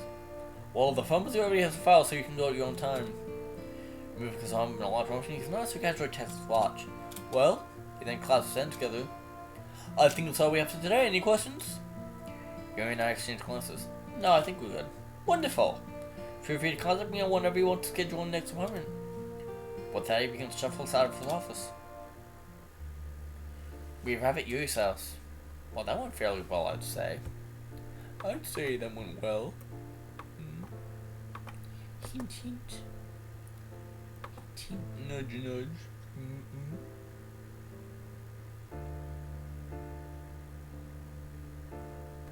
That went fairly well, I'd say. What do you think, Yuri? Yuri, yeah, Yuri's kind of looking a bit weird, though. Yuri's looking a bit off.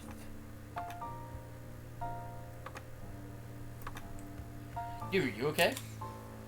She's been acting weird recently. Or weirder than usual in any case. Fine. Fine? Whenever a girl says that, usually things look the opposite of fine. I subconsciously begin to take it towards her. But Yuri begins to back away like an animal caught in a cage. However, she backs away so far and I find myself inches from her. Yuri's only a little shorter than me, allowing us to make that eye contact fairly easily. Even with that, she refuses to look me in the eyes. She begins to look you in her mouth. Breathe, Yuri. Take a moment to collect your thoughts. So that she's done time and time again. Finally, she takes a step. I'm gonna drop out of school.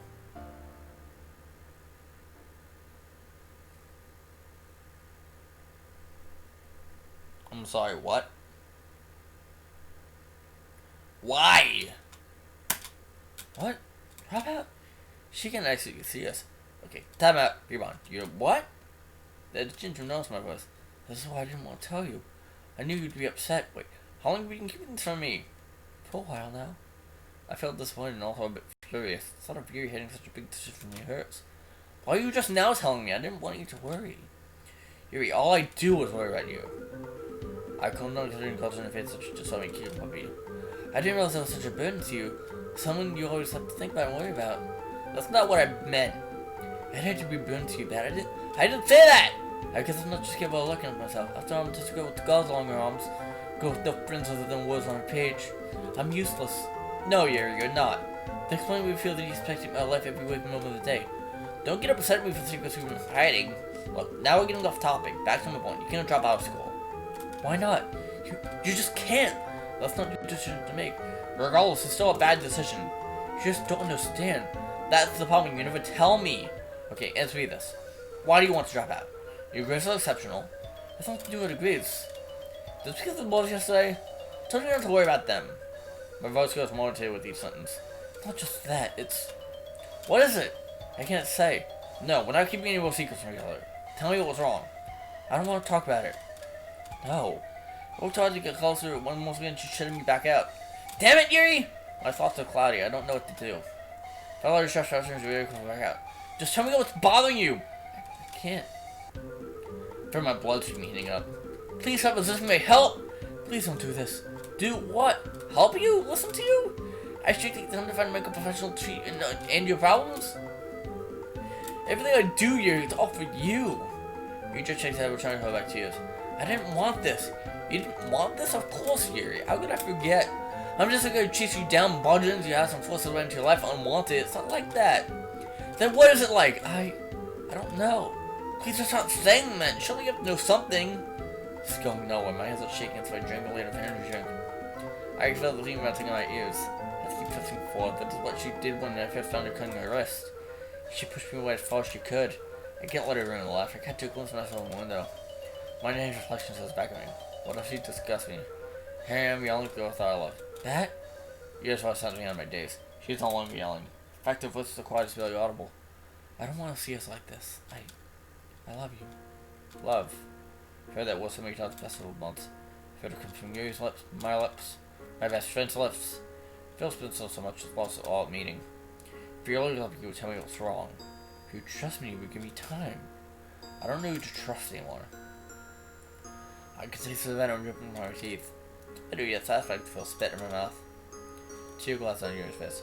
All the memories we made, the stories we shared, the time we spent. I guess without love has a cold end. I looked her straight in the eyes. The window stood tall as she put it. Suppose it just bittersweet memories at this point. I feel like a failure. For everything I've done, you still don't trust me. Years track about you and can feel worse. It pains me to see it like this, so why can't I stop? That's my tip for my both to be horrible. I don't even like anyone. You didn't see the messages. What messages? What messages? The ones everyone saw. I think to myself, last week, the morning class left a long message. Two lagos from class, I'm talking about some text message. What's in the message though? I have to know. What's about you? She looks lifeless, but I have to make a choice. There's no save here. Listen. Listen. I gotta press into her.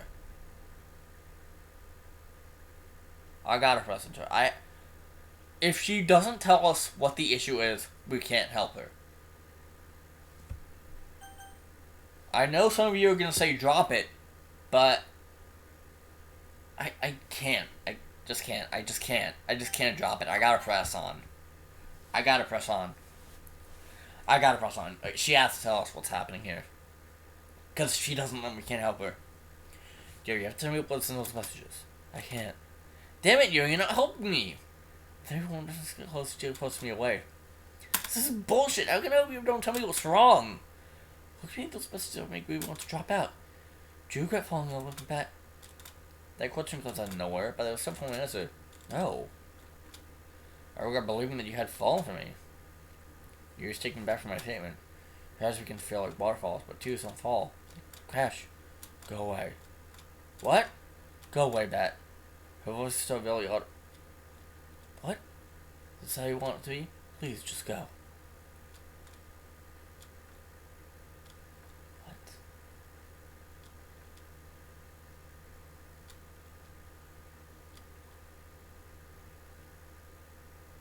Huh?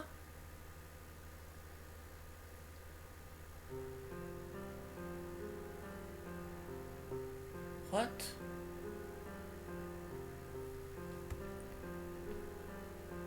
Okay, I'm gonna load from...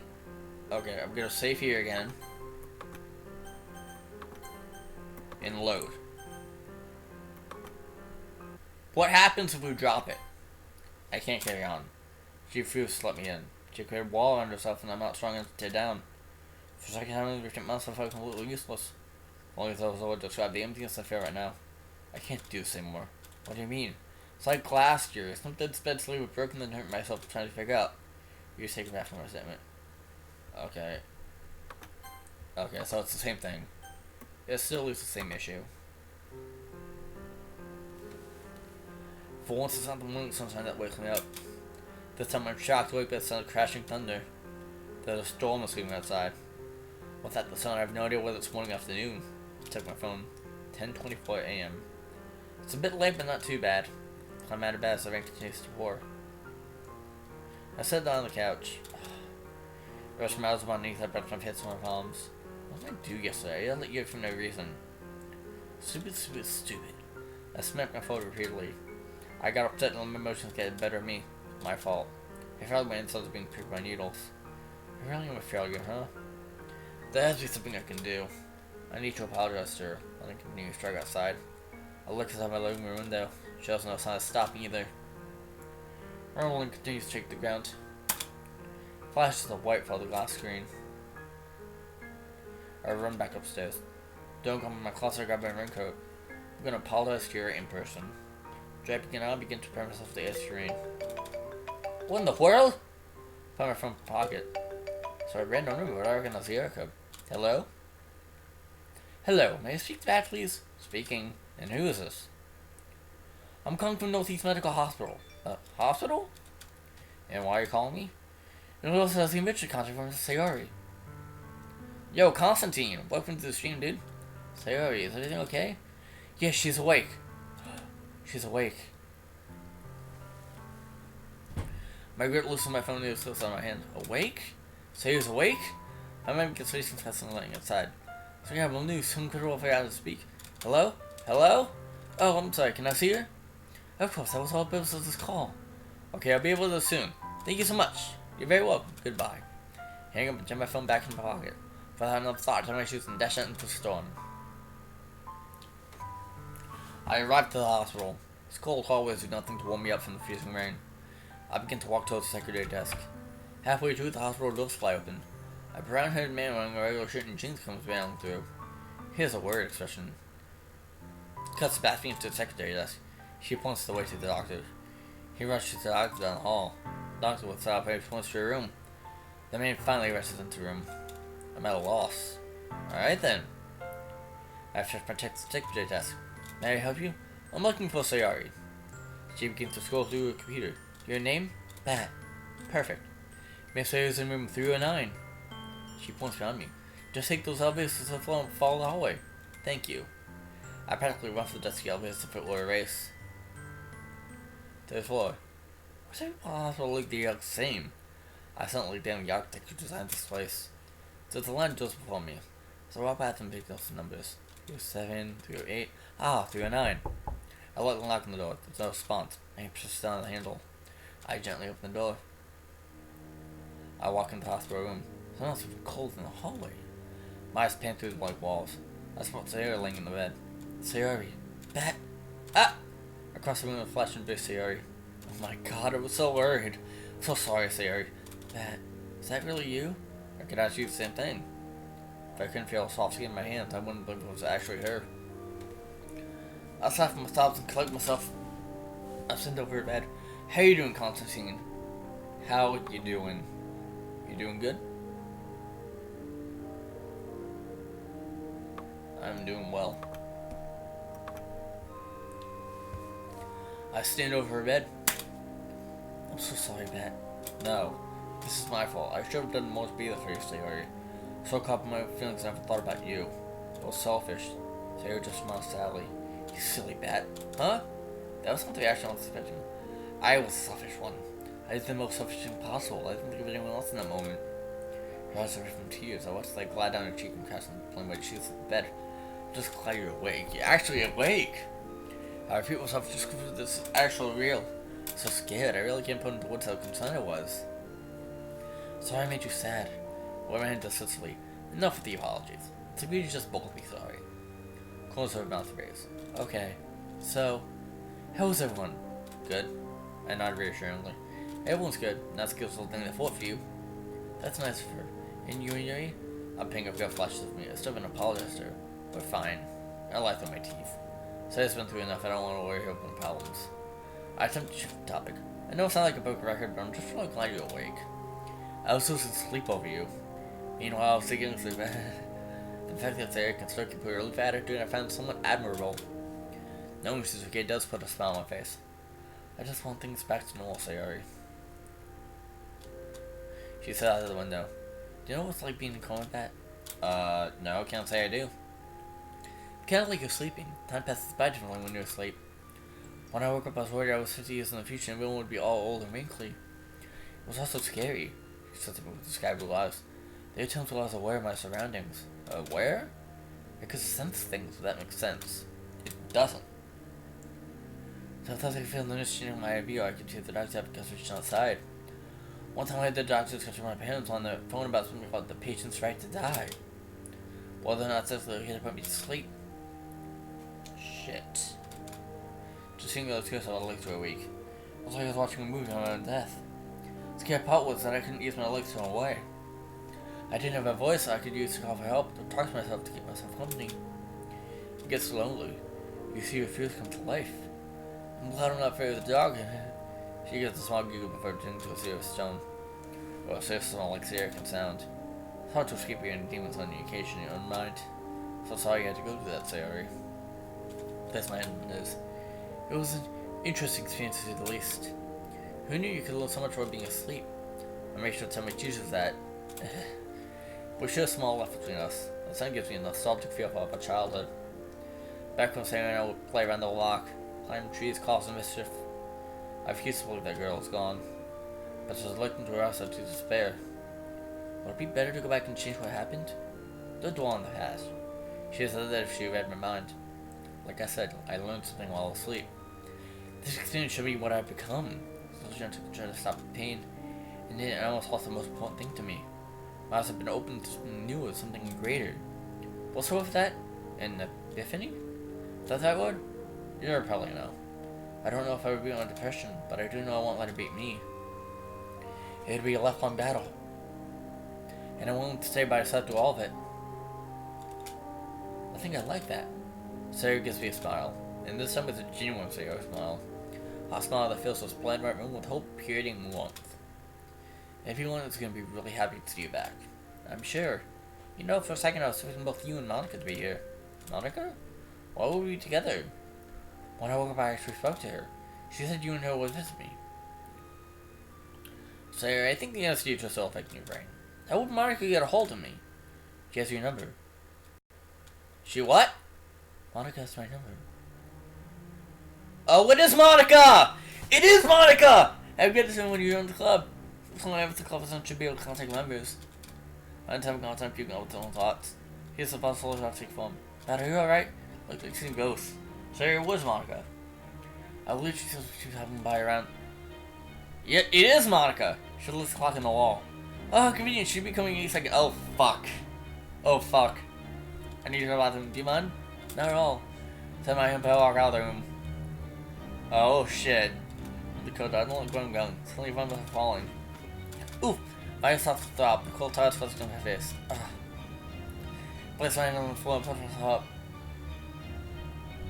I cut my balance and looked to see who I ran into. Of course, as Sayori said. How convenient. Oh boy. How's this gonna go? Let's see. Let's see how bad this will be. Hiya, Bat! You know, you should really be more careful. Even if we're in hospital, you can cut the banter, Monica. I know what you've been doing. I stick my finger in her face. This ends now. Why are you trying to fuck up my life? What do you mean, Bat? You think I'm dense? I figured out your little game. All those strange texts, they're from you. Well, it'll take you long enough to figure that out. What's wrong with you? Do you find enjoyment in ruining other people's lives? I could ask you the same thing. None of this would have happened if it weren't for her. Her? What are you talking about now? You and your little girlfriend. You think you can intrude on my life? We didn't intrude on anything! What, did we ruin your perfect life? Yes. I was stunned by a straightforward answer. We did. Everything was perfect. My family was loving, my was second done. Everyone loved me. I had friends. I had a club I was proud of. The only thing missing was someone to share it with. And then you came along. Finally got someone to share my life with, but you didn't choose me. Monica's voice goes loud with everything. You didn't choose me. Why, Bat? You could have had something perfect, but instead you chose a broken girl. You shut your mouth right now. I sat face to face with Monica. You can't do anything now. I tried to warn you. I tried showing you a truth I'd be able to oblivious. Why? Why couldn't you have loved me instead? Hospital staff units and pictures did sound like Woodstone Coral. My life could have been perfect! Why didn't you choose me? Maybe you're not as perfect as you think. Monica's sharp on her words. I recognized that look in her eyes. Sounded like Sarah showed me when she confessed about her profession. Same when Natsuki showed when she spoke to her father. She would sound like you had when she showed me about her cutting. The other just had that same look in their eyes. Look of fear. Fear being lost in an unforgiving world. I didn't want any of this, Monica. I just wanted a normal life. But that's not what was given to me. Just like you, I drew life. This world isn't perfect. You have to learn it eventually. Monica looks heartbroken. Her words come out as a whisper. No. I worked too hard for this. I worked too hard to get what I wanted. But in the end, Monica gets out of the hall room to go outside. I hurt the ones I love. Love. What a stupid word. You need to accept the past, Monica. Everything you do has consequences. You have to live with them. But you can still change who you are. Why'd you say that? It was the look in Monica's eyes. They all said the same look, just like you're Monica's a lost girl in a cruel world. I feel a little pity for her. We can forgive you. Monica shakes her head. You don't know what I've done. It'll be okay. I told everyone. Told everyone what? I was the only one to get her out of the picture. Monica gets her right. Once again, from myself, I told everyone what? I have connection with a lot of people in school. Send reached out to know the entire student body. Monica, what was in those messages? She refuses to look at me. I told everyone about Yuri.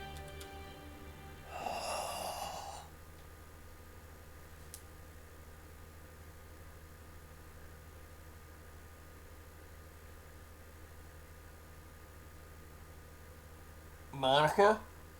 What the fuck did you do?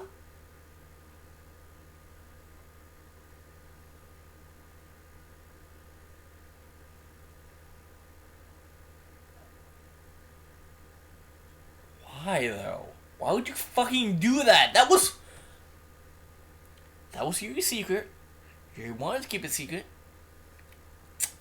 But you, in the end, just had to blab. And you just had to send the entire message to the entire school student body that Yuri cuts us off. Why? For just a moment, my heart stopped beating. I sat there for a while in shock. Someone just walking by the AKGs, beeping even the storm outside, but jumped by my silence. Shock and flowing and void, and I stared into the abyss that stares back. Same feeling when I was told Sayori was in a coma. That time crying and become numb to pain. Time doesn't heal wounds in the heart. They just show scar tissue and the pain lessens. But the pain never truly leaves. Why, Monica? It was the only option I had left. The only way I need to bring you to me. Why you want to drop out. Whenever she gets through, everyone will know what she's been hiding. It won't see us to go cuts off a pleasure. My mind races, my heart beats on my chest. I can hear my own blood flowing rapidly out my body. My eyes can flutter every single inch of these closed halls. I swear to myself, I need to find Yuri. Even after all this, you still can't let her go. Look at Monica. Every time my body wants to beat to the ground, I ball my fist. All I need is my wrist to my hand flying through the air. But I just stand still. Instead, I use my back for the finish to make a break to the hospital walls. My feet carry me as I trudge through the icy rain of the house. Thought I got someone done reach for the knob. Locked. I don't bother knocking. I come to the left of the door and find the spare key. After doing Mr. Temple's straight hands, I finally see the key in. Once I hear the bolt down, so I open the door. Pan my eyes frantically downstairs Yuri's house. Barren. Searching for but no, there's no sign of Yuri. She answered lost some sort of trace. I begin opening all the drawers and cabinets. But opening the drawer, I found something that looks familiar. Take the cylinder hallway that makes a rattling sound and open it up. My hand is a bottle of pills. Full bottle of pills. Yuri's not taking them! Oh my god! Yuri's not taking them! It's probably considered as put the bills on the table.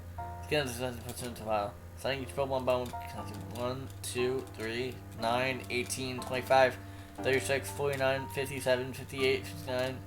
And next thing I thought, oh my god. Why was she not taking them?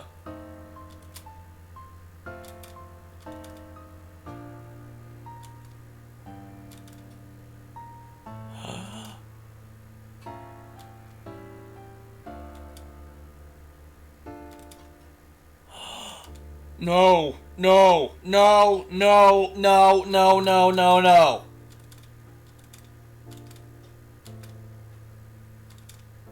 No! No, what? Oh my god, no!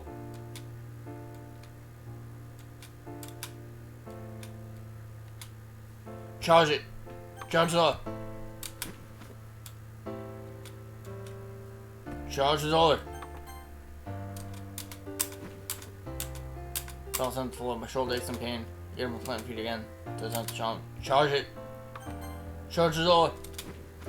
My body gets what doesn't open. Once again, I'm on the floor. The door vest off its inches. Body's feeling pain. Just get on to push up. Plant feet again. Do it. Charge it over. My pig's open. I land on the floor. My energy sapped. I can no longer move my arm. I feel like it's just look at him. I don't know if I'm wet. No. We don't put water from the faucet. No. No. Oh my god! Oh my god!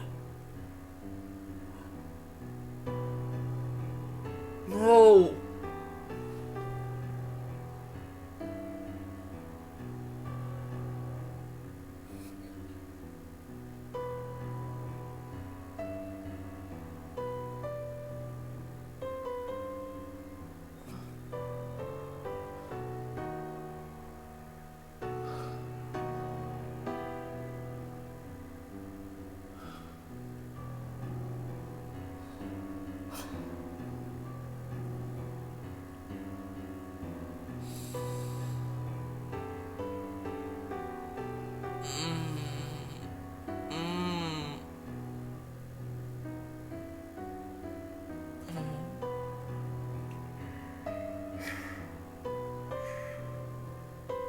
I actually feel like crying.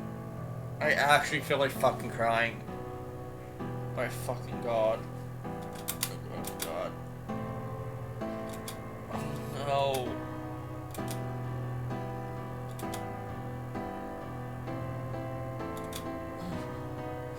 I think this would have happened either way. I think this would have happened either way. Monica already sent the message. Monica already sent the message.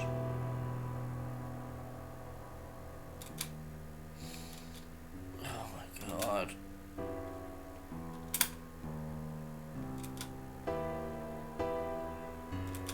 She's dead. She's fucking dead.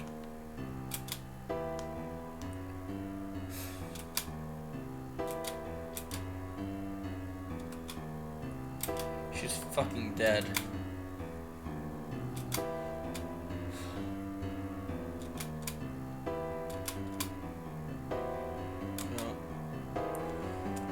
Yup. Yup. Yup. Oh my god.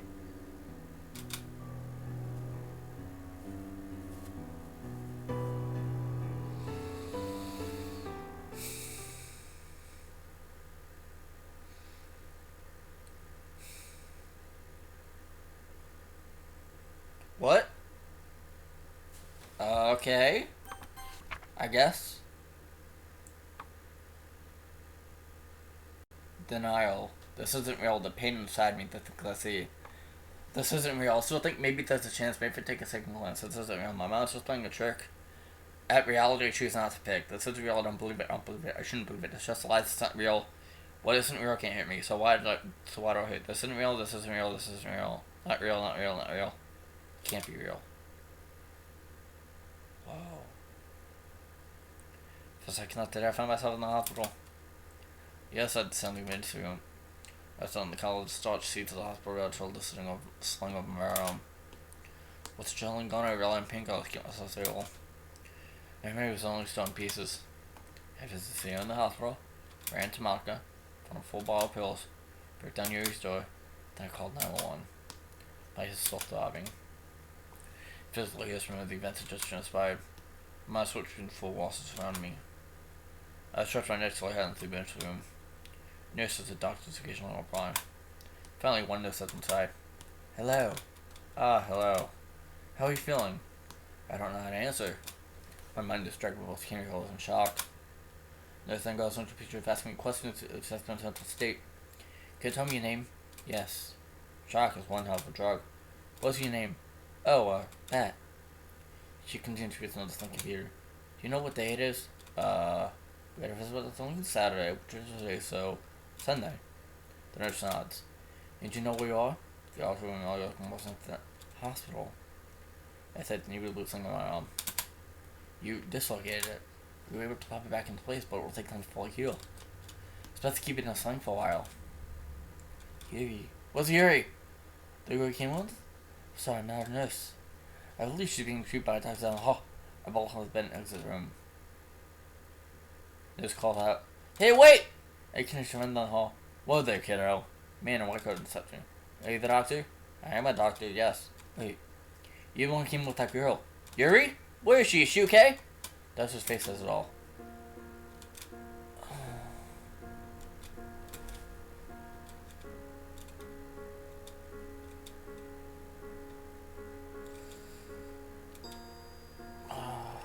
Yuri is actually dead. Yuri is actually dead. Yuri is actually dead.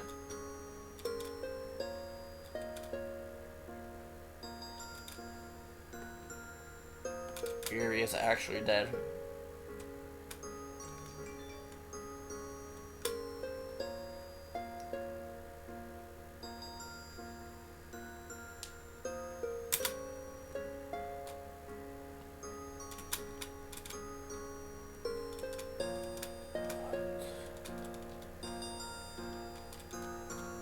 Yeah, Yuri's dead. I'm almost gone before you even know he had it.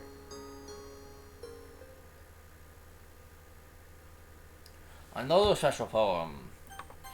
That's 2 in a row. Anger. 7 deadly sins. Lined like a shopping list. Is this MC writing these? Which one do I pick today? I grab the bright red bottle and pop the cap. Veins filled with hate and eyes filled with torment. Fists clenched, ready to break.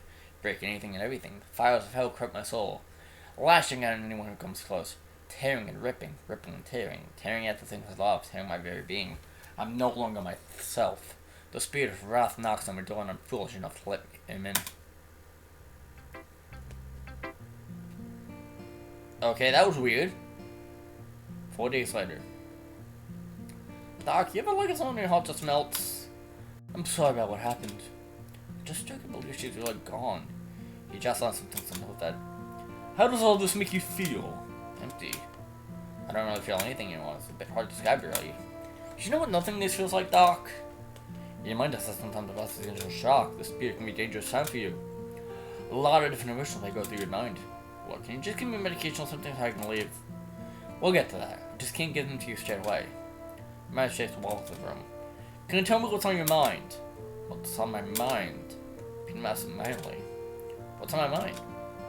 It's good to keep mind off the event. You don't understand, Doc. I can't get it out of my head. My voice cracks every word. What do you mean? You weren't there! I began to both at him.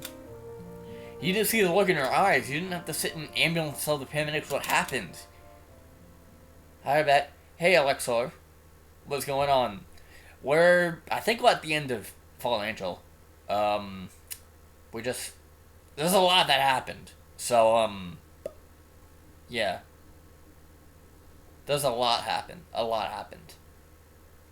Like, way too much happened. Is that a lot different?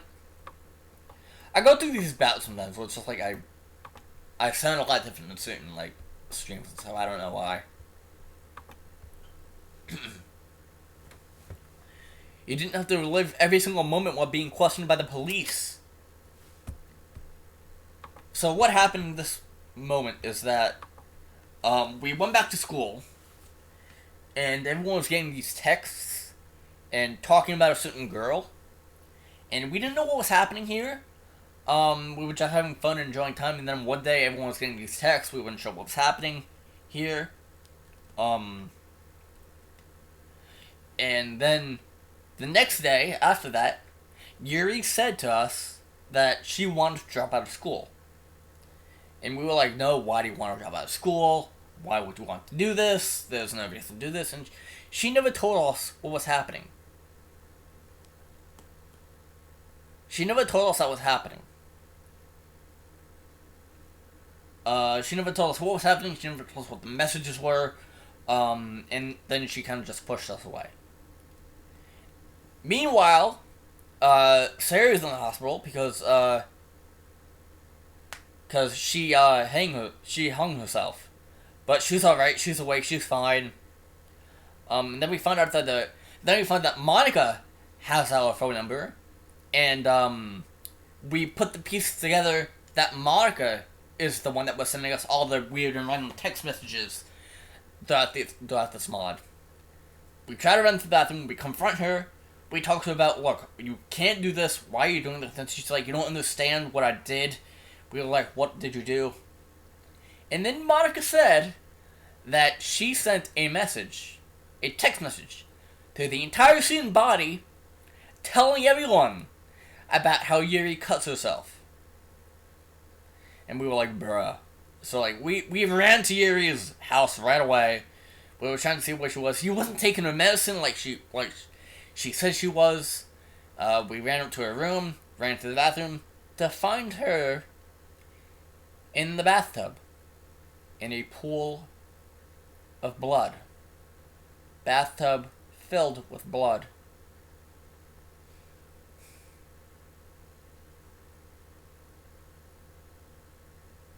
Then we just got the news a few days ago in the mod that Yuri is dead.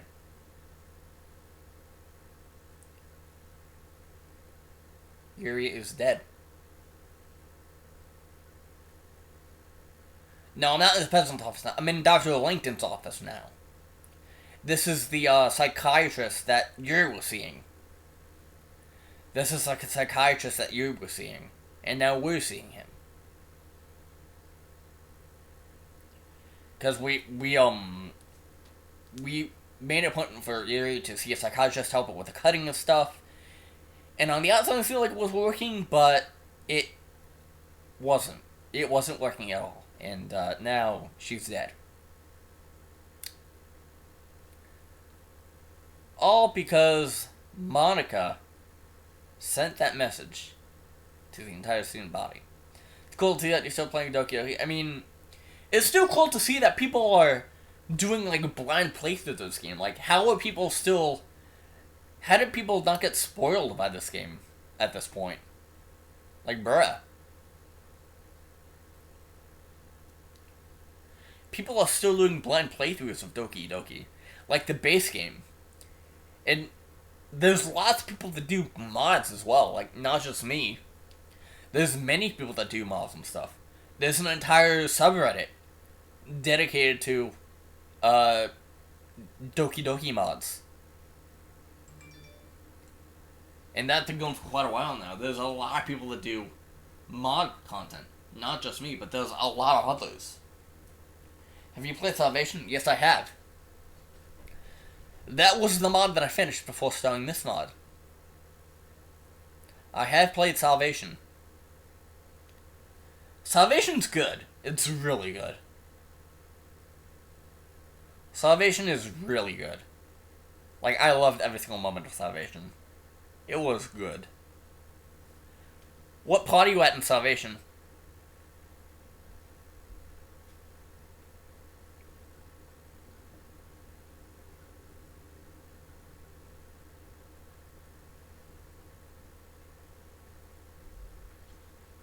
Having dreams of Monica? Oh, yeah. The whole having dreams thing, yeah. Killing him and saying, oh, yeah. Having these weird random dreams and shit. Yeah, the mod's good. I'm not going to spoil anything, because I'm not that kind of person, but the mod is real good. It's super good. You'll thoroughly enjoy it. You will definitely enjoy Salvation. I barely found it. I had to message many people. Oh yeah, Salvation is not on the mod list.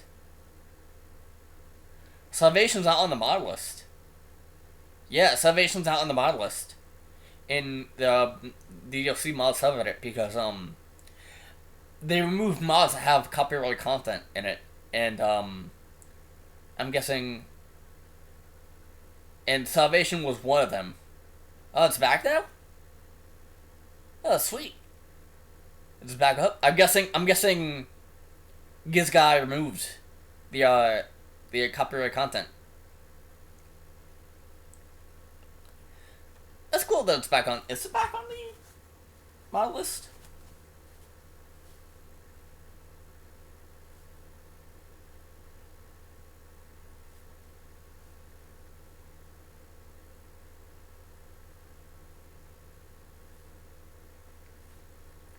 He cleaned up the copyrighted stuff. All right, sweet, sweet. So it's officially back on the It's officially back on the subreddit. Sweet.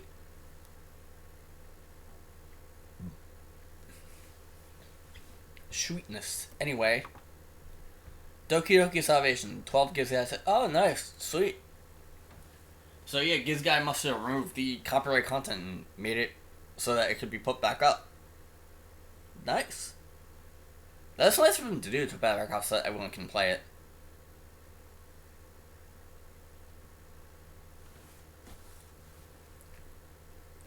Anyway, back to the mod. You didn't have to relive every single moment while being questioned by the police. You're not the person who every single time I get close my eyes, Doc, I just see her sitting in that bathtub. I just want that image in my head. That's why I need to give you some pills or something. Okay. I like about him. It's gonna be okay. I can give you a prescription based off of what you're feeling. To just keep telling me what you feel. I don't feel anything. I was going to on my face on the table. I just don't understand. I did everything right.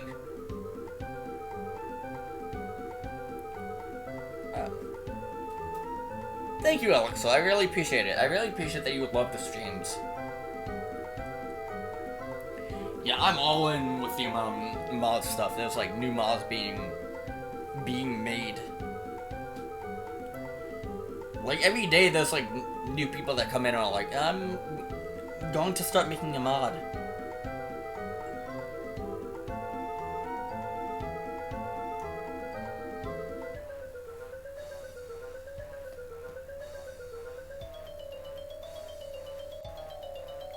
What?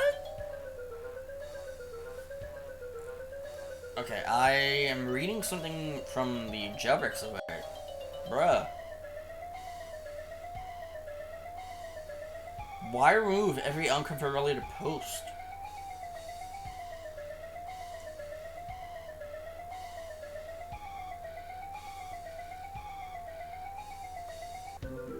I mean,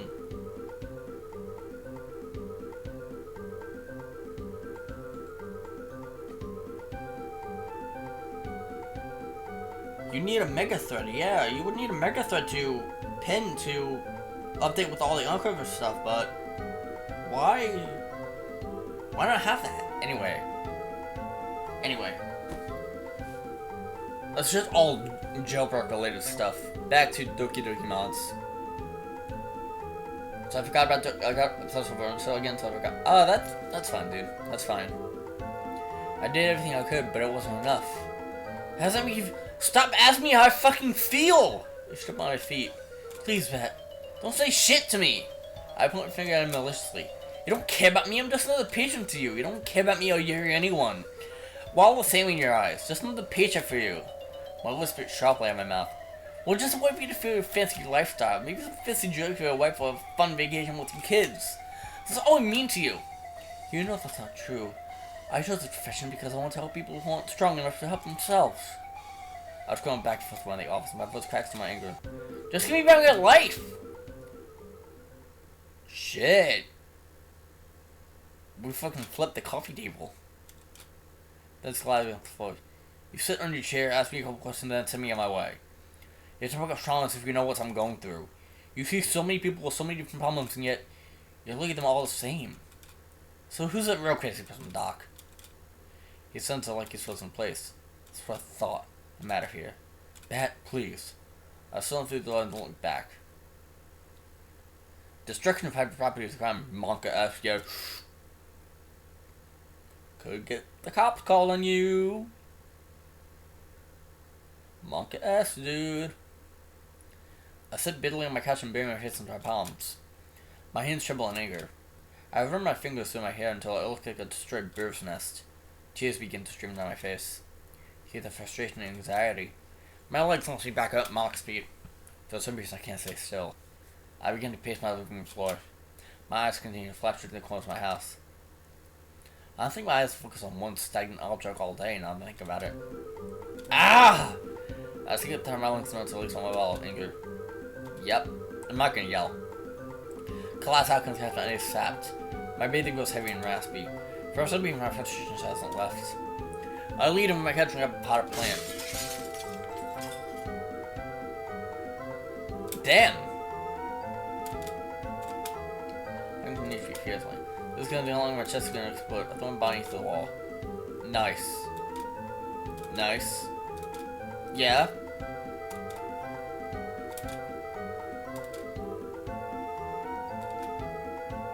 So now looks at the right just lost on my knuckles. Funny how the single we serve as an all for anger. Guess them all are the same. They both can show something within seconds. Both on the other end of the pain. My body gets in a fall to the floor. Just like me, my whole world comes crashing down as well. I lay lifeless. That's my face on the earth and white. Let a long breath and become by relaxing the color of my earth's return. My heart continues to beat irregularly. Take a look at my wounds. Just don't understand. Why me? Physical exhaustion eventually taking my breath, and I find myself drifting off to sleep. Again! Another special poem. What's this poem?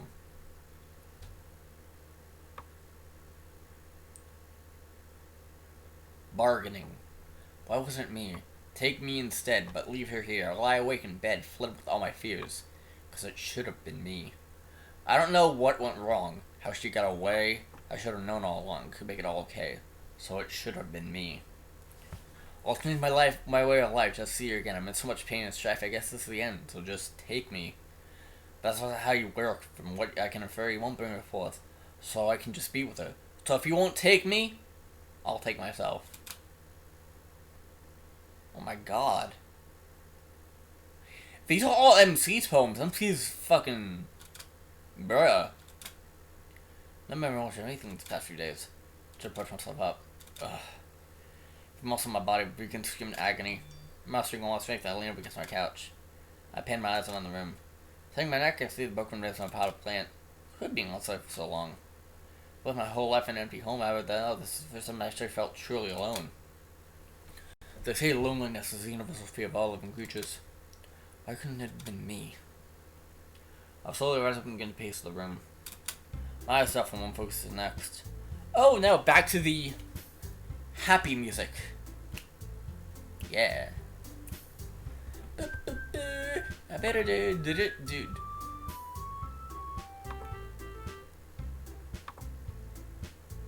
Bruh. I don't like this. Hole in the wall. Broken base. I don't like this. How it just keeps repeating itself.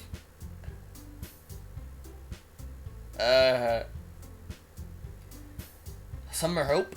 Oh, I think Summer Hope's another one of those mods that are banned. I don't know if it is. Let me check. I got you.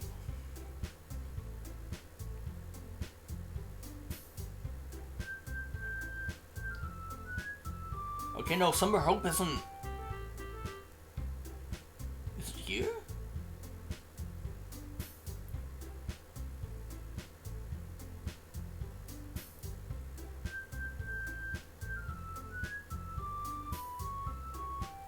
I mean, it was playing Call of Duty like 2 minutes ago when he was smashing something like that. Yeah.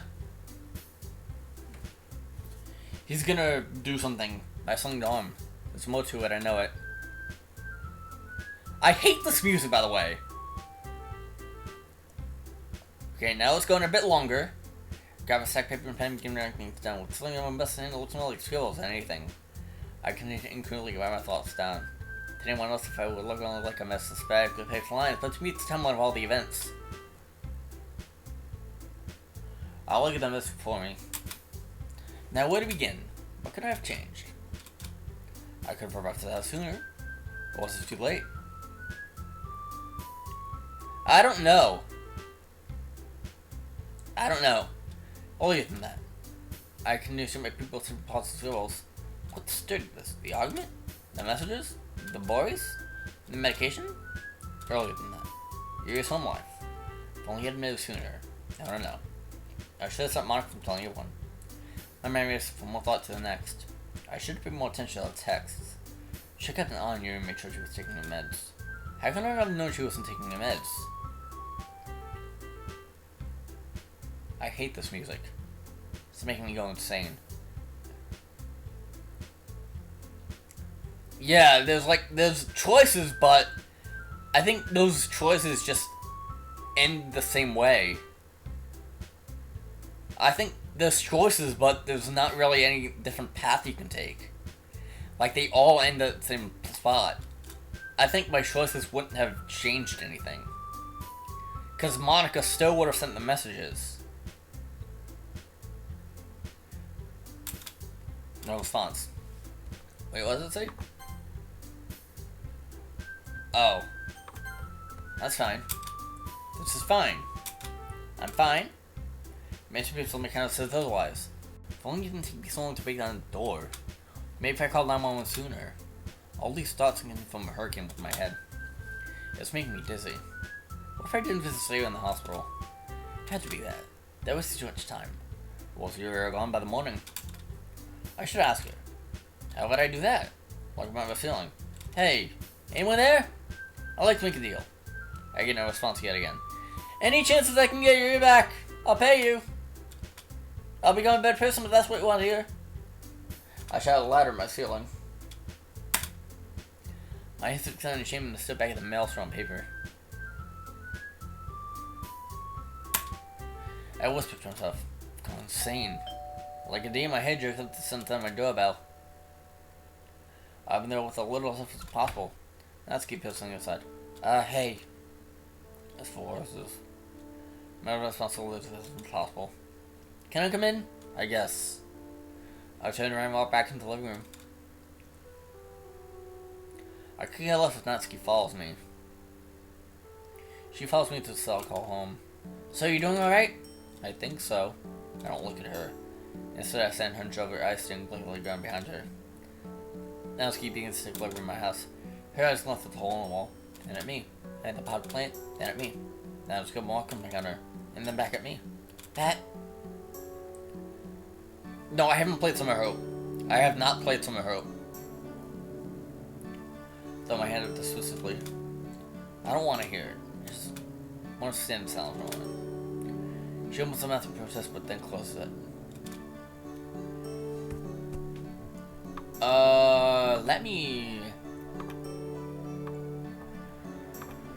Let me do something here real quick.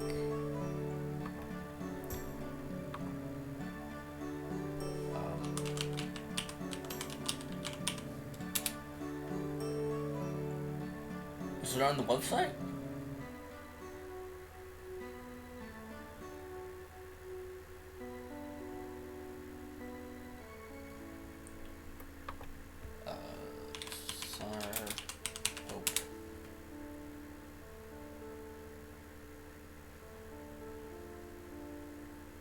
Aha, here it is.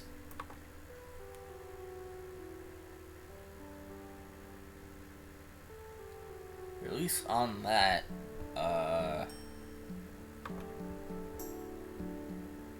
So I found it on DLCmods.com.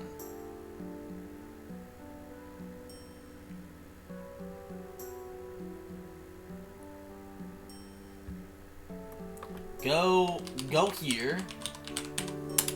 Go here. But the link doesn't work.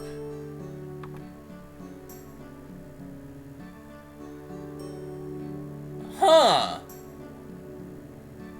That's weird.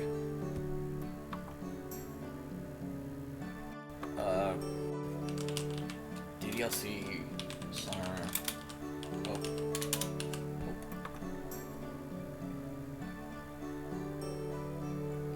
So I'll vote 5.0.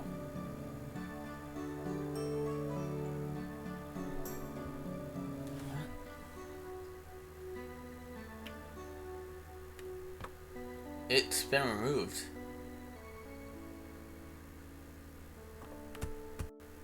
And the guy who made it deleted his account.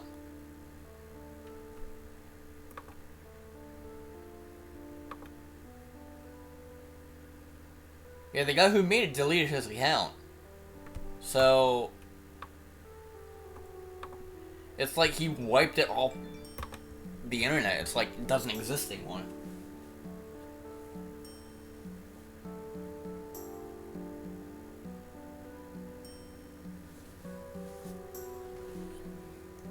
Yo, Graves, can you help us? Can you help Alexa find somewhere else? Because it's not. The link on dlcmouse.com doesn't work, and the guy deleted his account, so I don't know.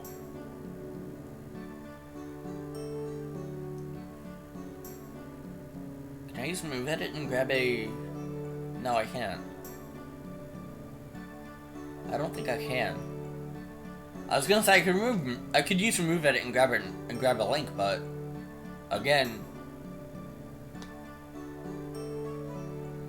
that link doesn't install. Did you drag all the files into the game folder?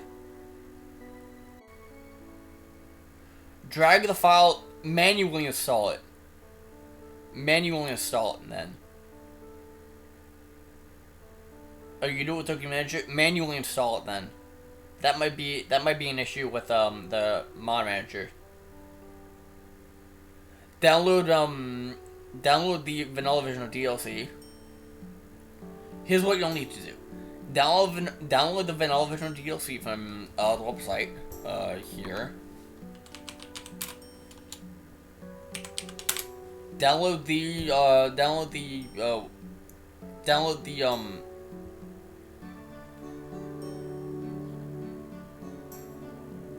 Monolith has a link to some Hope download that's been. Wait, does it not work?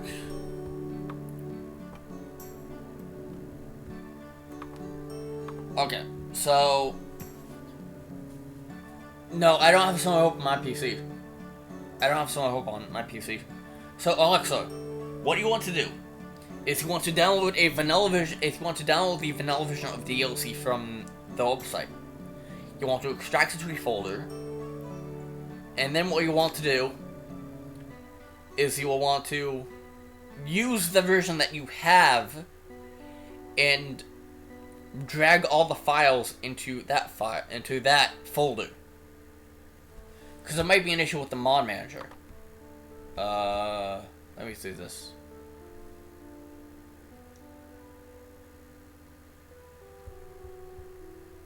Posted by the link 2 months ago. Download link currently V6. Yeah, see, it works.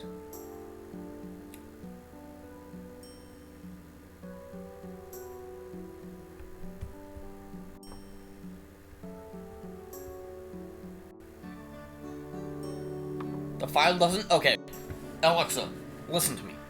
What you have to do here is you have to download the vanilla version of the DLC.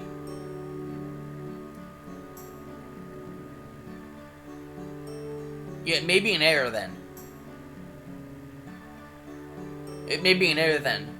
But, just to make sure, Alexa, download the vanilla version of the DLC from the website. And then extract that to a folder.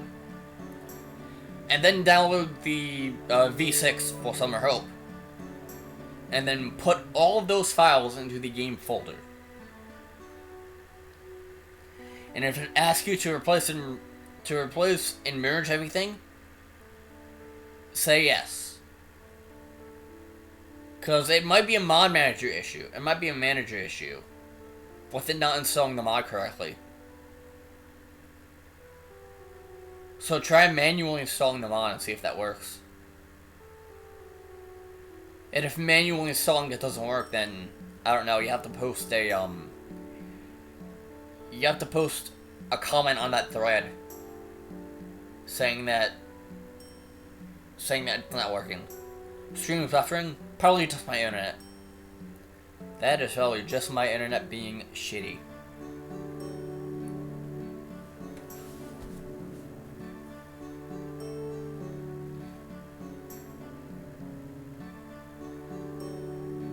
There's only instructions archived in the folder? Here, wait. I'd rather do this, later. So, I'll continue this now. And then I will, help you later on.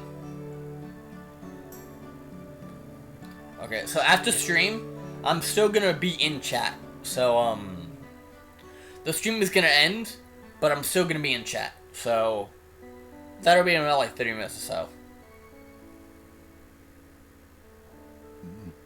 So you can get back to me, when you try manually installing it.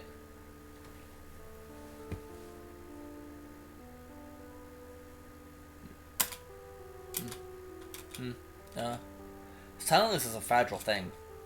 It can be broken by just a slip of the tongue.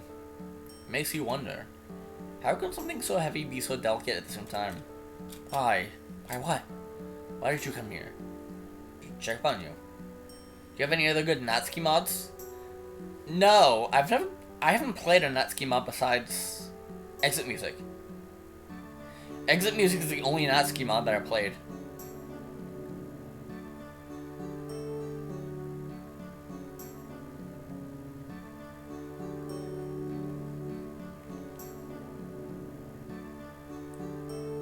Yeah, I've only played Exit Music. It's like that's the only mod that I played, and it was like, it's not, Exit Music isn't that good, but,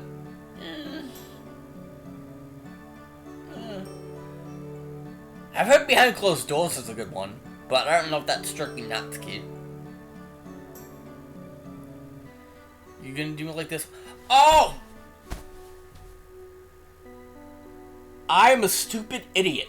I have played another Natsuki mod, actually. It was one Diablo Graves made. It completely slipped my mind that I forgot the name of it. Diablo Graves made a mod called Magical Literary Heroine Natsuki Saves the Literature Club. Really interesting mod that deals with a lot of, like, file manipulation and shit. If you want to play a mod, you should play Magical Literary Heroine, because that's a good mod. That's a really good mod. It's one that Graves made as well. So, yeah. Sorry that I forgot about it. Yeah. I played it a while ago, and it was like, that's a while ago, and I'm like, here, this is the name. This is the name. Okay. I'm typing out the name right now.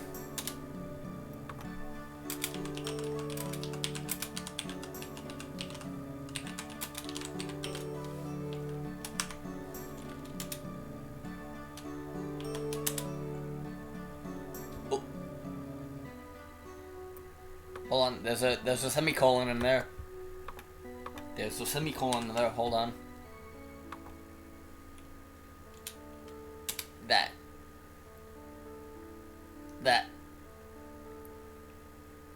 You'll need the files open, because it deals with some, like, doing stuff in the game files. So, you'll want to keep the files open while you play.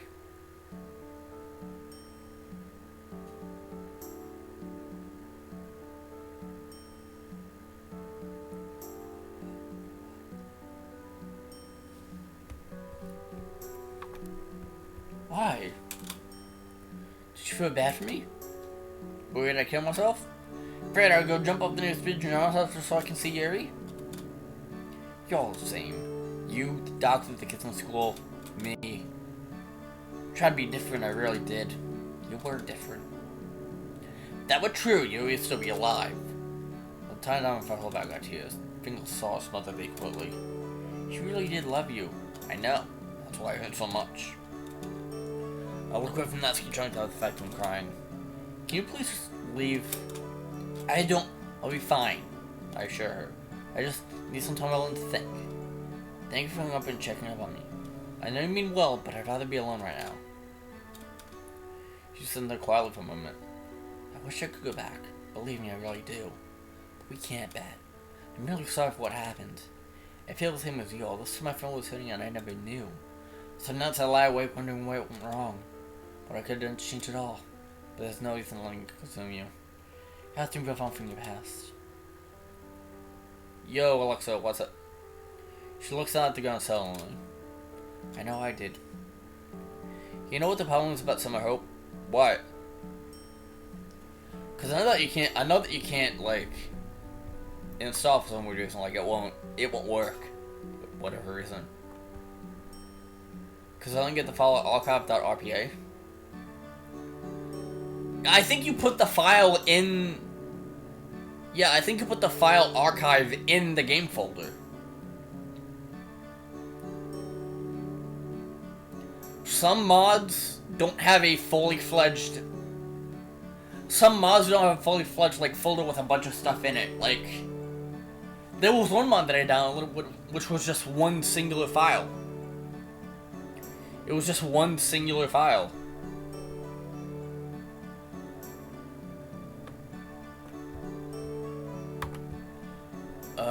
What mod was that I played that was one singular file?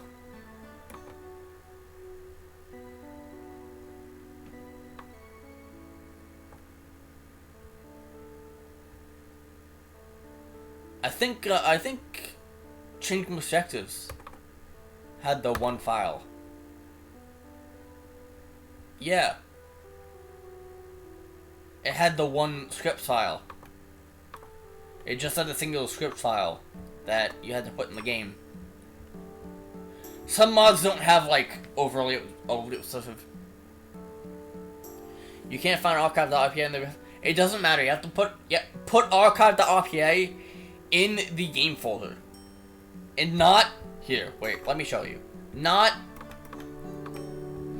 Okay, what you're gonna want to do is you're gonna want to go to your game folder, whatever it is, right here, and you're gonna want to put it in this folder. Put the archive.rpa file in this folder.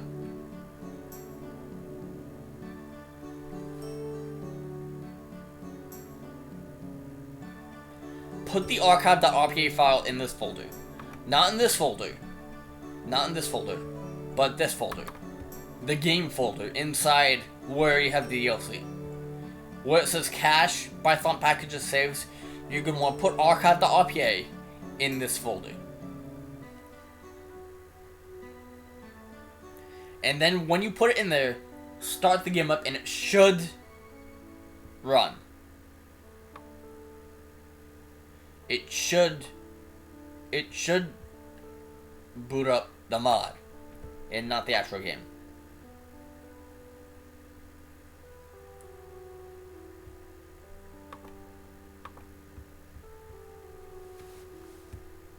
Hopefully I was showing all that. Yes, I am. She recollects herself and visits me again. Oh, you got to work?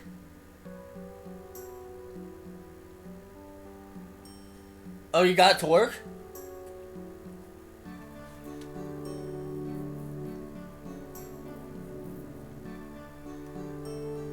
I need to delete first run skill to hobby and then I'll archive. Oh, okay. Huh, that's cool.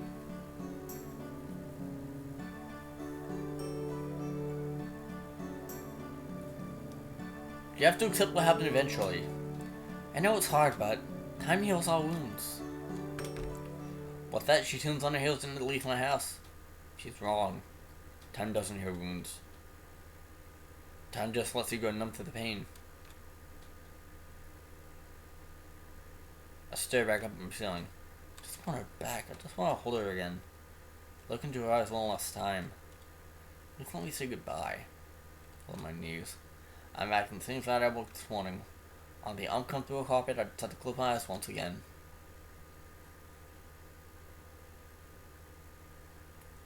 Another special poem. depression. Outside is a smile, inside a frown. Outside you see a hole, inside just pieces. Outside is warm, inside is cold. Outside there's emotion, inside there's emptiness.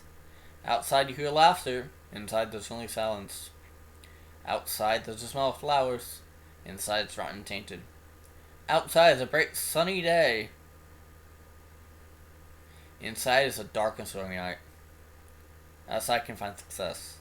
Inside knows only failure. Outside is lies. Outside is a mask. Graves, can you confirm that, Graves, can you confirm that, your mod will work with the mod manager?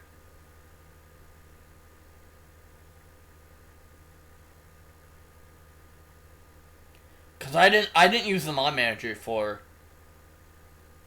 Marcus. A lot has happened.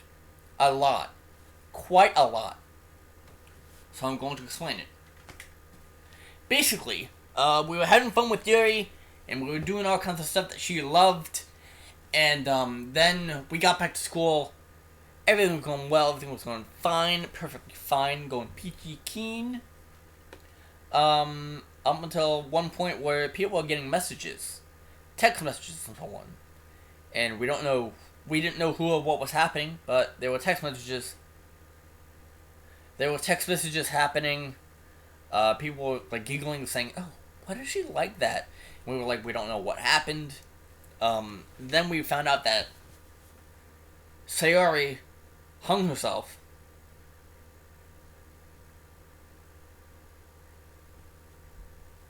Then we found out that Sayori hung herself. We went to the hospital to check up on her. She was in a coma, so we were like, "Oh, it's fine. We'll just go to school like any normal person." And then Sayori woke up from her coma. So I went to the hospital to talk with Sayori. And Sayori said that Monica has our number. So all those text messages that we were getting throughout this mod were from Monica. So then we tried to get away from Monica, but we ran into her. Confronted Monica saying that, "Yo, listen, why are you trying to pick us up? Why are you trying to ruin my life?" And Monica's like, "You don't understand what I did. You don't understand what I'm going through."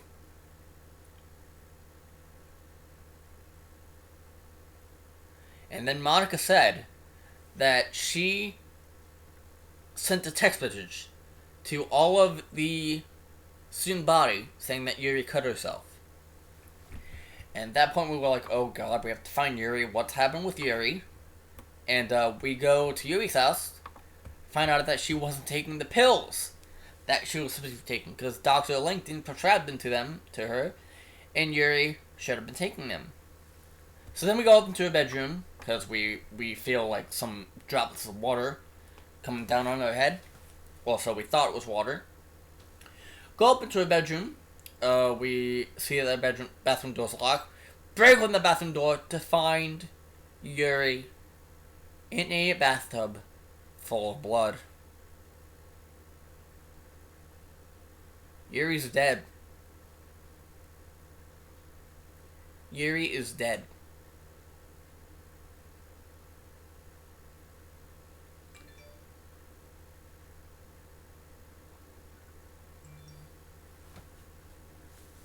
But yeah, Yuri is dead. And we are just in a slump. We're getting all of these special poems, presumably about the five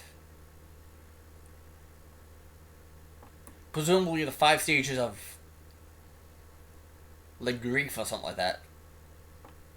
Yuri's dead because of Monica. Well, Yuri wanted to drop out, and we didn't know why at first, and we were yelling at her because we wanted to know why. And at one point, Yuri just said, "Get out of my room." And I think that kind of escalated a little bit. But Yuri wanted to drop out because of the fact that when she went to school the next day, all the kids were gonna make fun of her about how she cut herself and shit. So I think Yuri, coupled with the text messages and the fact that we were yelling at her, couldn't take it. And one day, just locked the bathroom door, hopped into the bathtub, and brutally cut herself to the point where she died.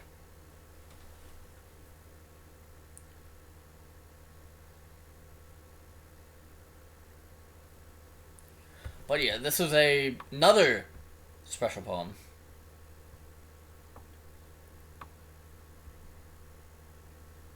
Yeah, Alexa, if the mod doesn't work with the mod manager, then you'll have to manually install it. If the mod doesn't work with the mod manager, then you have to manually install it. Because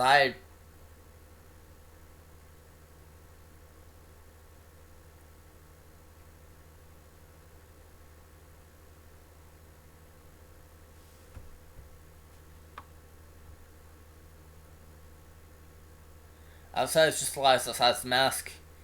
Inside the mask pain, inside the mask fear, inside the mask nothing at all. Inside nothing until I put on the mask. Oof. Yikes.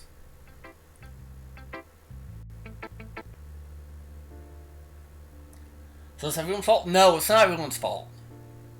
I don't know if it's everyone's fault. I mean, Yuri can take it. I don't think it's everyone's fault. I think it's Monica's fault. Or something. A combination of two things. It was just like a bad thing that happened, and like now Yuri's dead because of it. Yep. I jolt awake in a cold sweat. I like in my room. How did I even get here? The last thing I remember was Natsuki visiting yesterday. Was that yesterday? What day is it? The light is by window. There's the thing with Gray. I climb out of bed and immediately fall to my knees. Ugh. My head's throbbing. Head towards the bathroom to cool off. I turn on the cold water and begin to fix my face. Oh, they're ringing the faucet. I hear an ominous noise. You failure. Huh? Why are your jokes found by his reflection? He has a twisted grin on his face. What's happening? You couldn't save her. What's wrong with you? Do you know how important you were to her? Stop it. You let her die alone. No. Stop it! She died alone! Shut up! Grab my face with my hands. It's so tightly my ears can also begin to hurt. You're not real. I'm as real as you are. I'm just a reflection of you after all. He or I say that in a matter-of-fact way. You can't have him yourself. Stop talking to me! Do you know what you meant to her? Why are you doing this? You meant everything to her. And then you just yelled right into her face. This is insanity. Insanity? Did I ever tell you the definition of insanity? Shut up, please! I lean my head atop the counter. My tears leave my eyes across the tile. You're gonna need a wet floor sign. Fuck you! Well, that's no way to speak to yourself. I hate you. You seem to feel that I am you, so therefore you hate yourself? Makes sense, really. You're mad, depressed, and in denial. Those terms sound familiar. I'm not depressed. Is that why you've been crying? Why you scream when no one can ever hear you? I sure hope you don't try to hang yourself.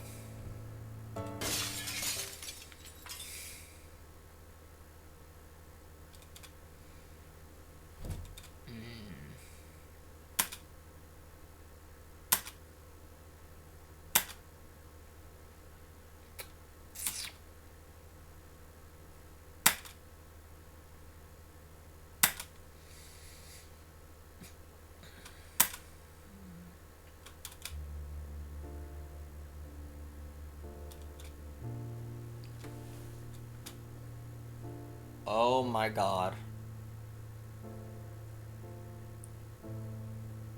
Oh my god. Oh my god. Oh my god!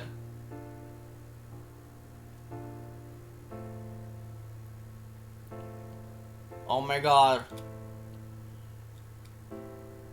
Oh.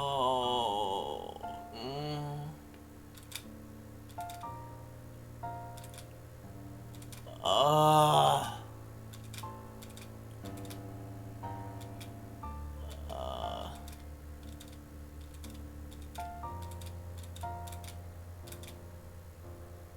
he can't do it. He can't do it. Yeah, he can't do it. He can't bring himself to cut himself. So I'm about to go until I reach the floor. I can't do it. I huddle into a fetal position on the feet and tiles. My body lays still in the puddle of blood and tears of broken remnants of my meal in front of me. Tears continue to flood my face. Why you? Why is it that every time you make me cry, I love you a little bit more? I can see you trying until I can't cry anymore. I'm crying until I'm no longer for the pain inside. W. Another special one. My favorite Doki mod? I don't know. I play a lot. Magical LA Heroine is one that I liked. It's good. Salvation's another one. It's really good.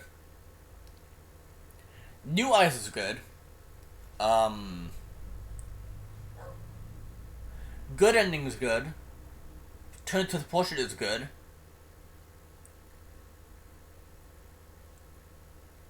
I don't know.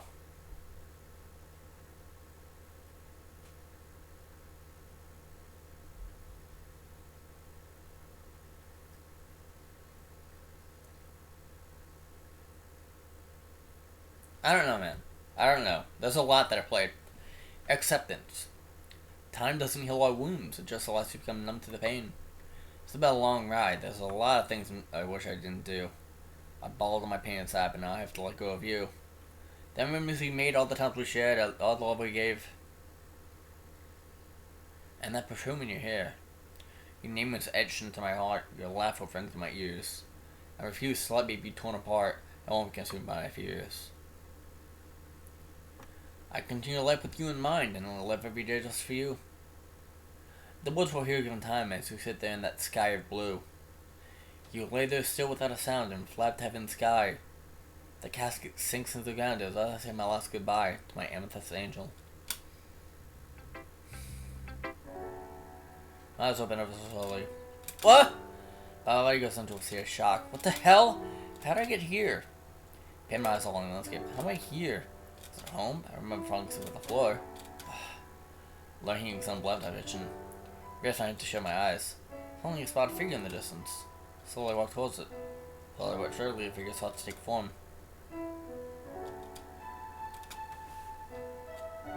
What's happening here?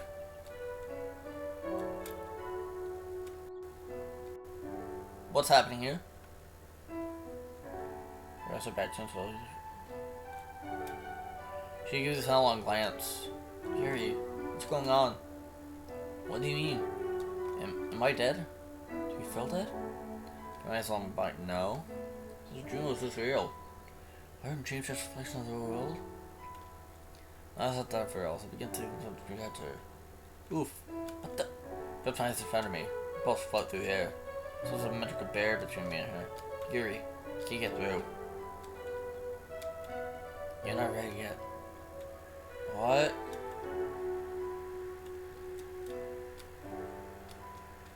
What's happening here? I wish I could, but I felt like you wouldn't be able to.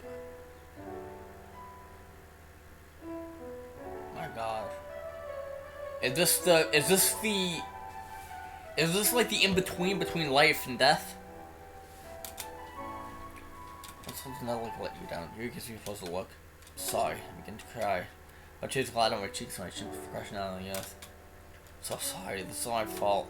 I shouldn't have yelled at you. I should have been there to support you when you needed me. Tell you that. Why do you blame yourself? Isn't it obvious? I didn't do anything to help you. I have no idea how much you helped me. If it weren't for you, I wouldn't have taken my life long before. I would have died without at least knowing what true love is. I can't imagine all the way to go. But I don't want you to go. I responded in a shrill voice. You're stuck to my tears. I can't do this without you.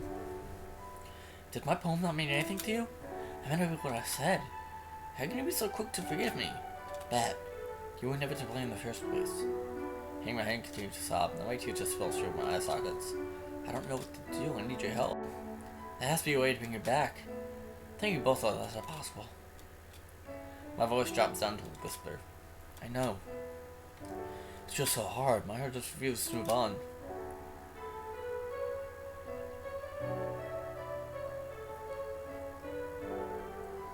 It's like my mind is telling me it's just not worth it anymore. Why live when the only thing worth living for is gone? They kind of do, yeah. They kind of do seem smaller, yeah. Her boobs kind of do seem smaller. And the reason she's gone is because of me.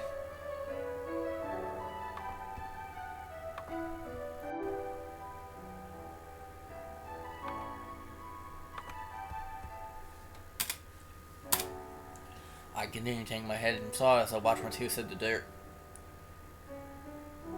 You also like creepy previous playthrough? I thought she was like gonna kill us all. Can you ask another question maybe that? Okay.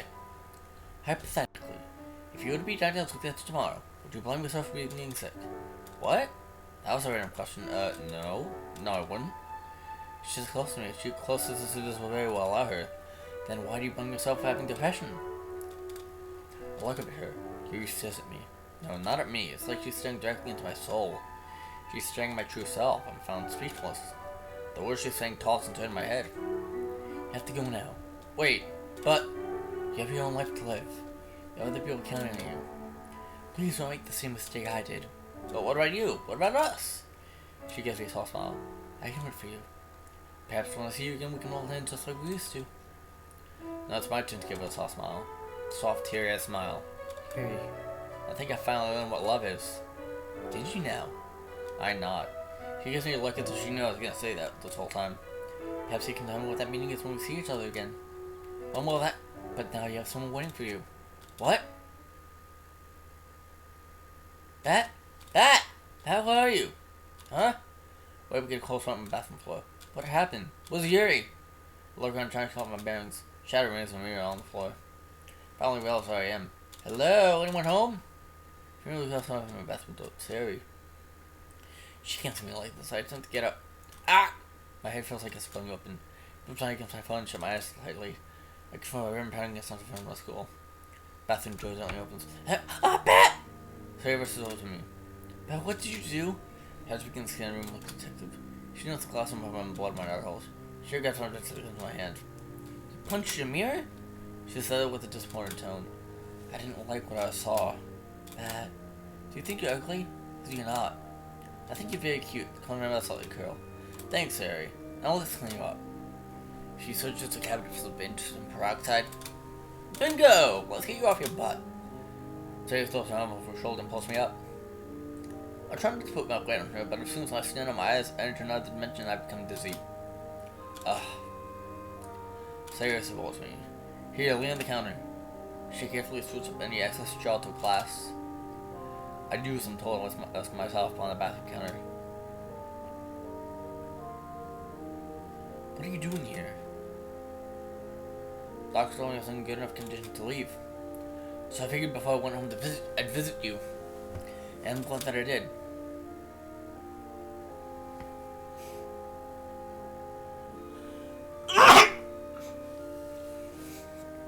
Excuse me. How long have you been on the phone shaking my head? I have no idea. So I have to ask, did they make extra off of the scene where you find Yuri in the tub? Yeah, it seemed like that was completely new art. That was like totally new art. So yeah. That was actual art that the creator made.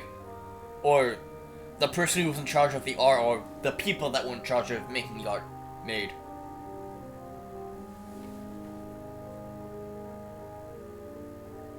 So yes, they did make actual art for when you find Yuri in the tub.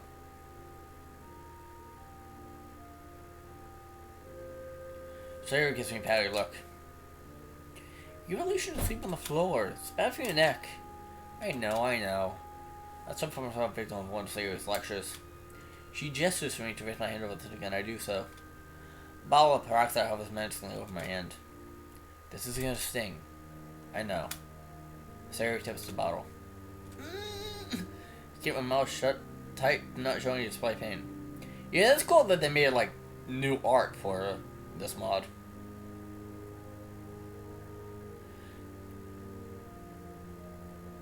Yeah, they put effort into making the scene. Yeah. I keep my mouth shut tight to not show any display of pain. Which means that they planned on having... You should see the art. Like, when this goes live on YouTube, in a couple days, because, I think I'm gonna take the day off of stream tomorrow, because there was something that happened early on in the stream, and OBS kind of disconnected a little bit, and I didn't want to continue streaming with, like, 30-second delay, but, like, a latency of 30 seconds. So I ended stream and then started it again, but in doing so, it cut the recording. So this is essentially the second recording that I have of this part. So what I have to do is I have to put the two together in Vegas Pro, and render it, which will take 8 hours. So there's gonna be no stream tomorrow, as that will take up the entirety of the day tomorrow. The entirety of my day tomorrow.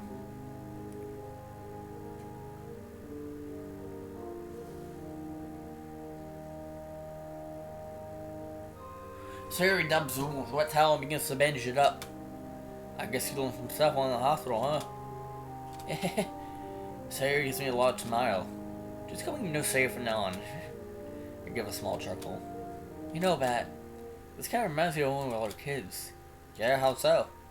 Well, the roles are reversed now, but remember when we were little kids, we would always play in the neighborhood. We would run around, climb trees. I would always try to keep up with you despite you being much faster. Sometimes I would fall and get hurt. Then would stop everything to care for me. Would let's get my knee or cut my hand.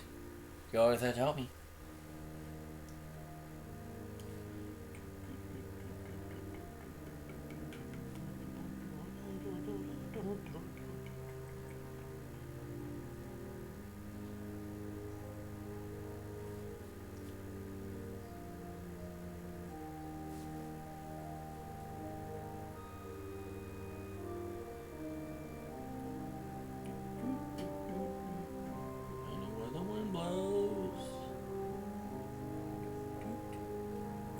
Well, don't skip my knee or cut my hand, you always had to help me.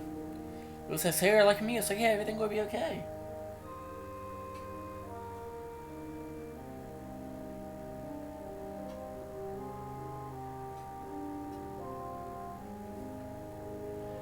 Yeah, but, she was in a coma. Yeah, Sarah did hang herself, but she was in a coma. So she didn't die.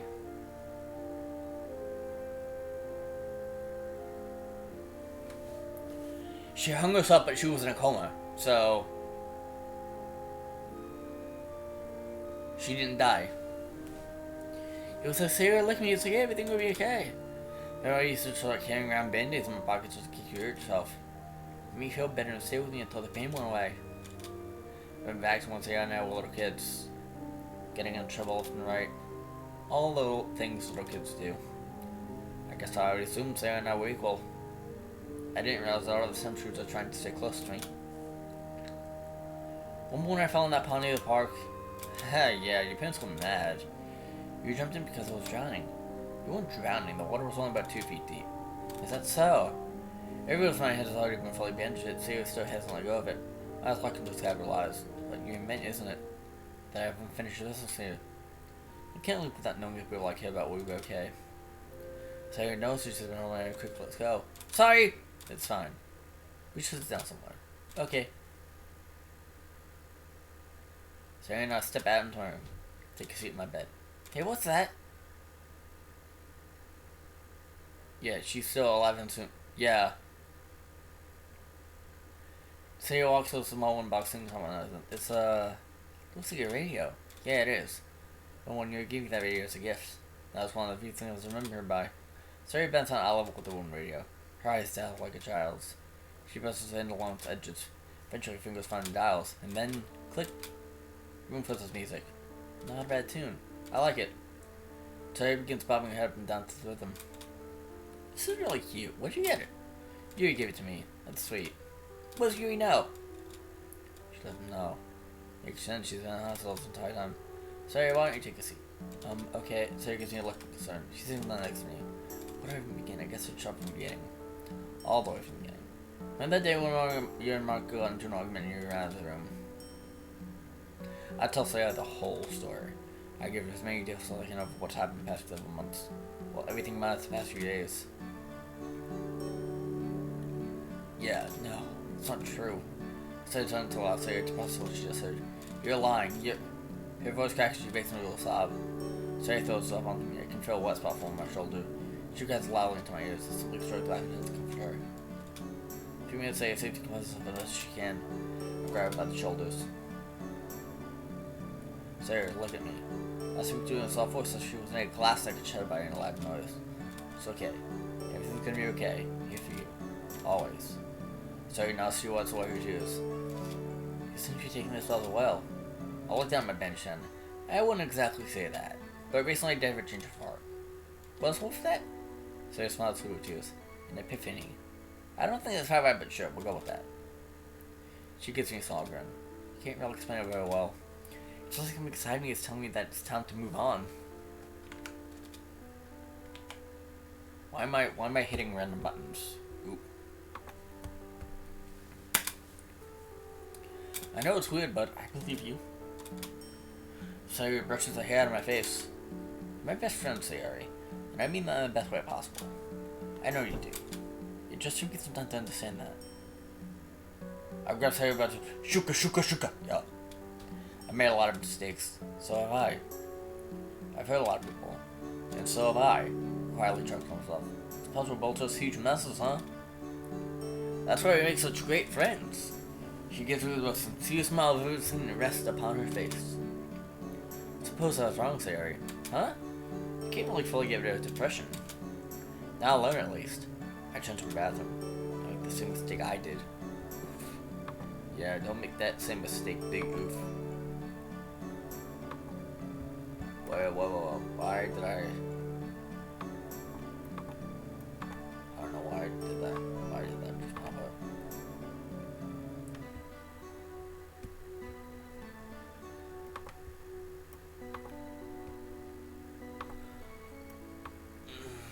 Okay. I want to end this. Don't make the same mistake I did. Here's what's right on my ears. I want to end this today, but it's getting late.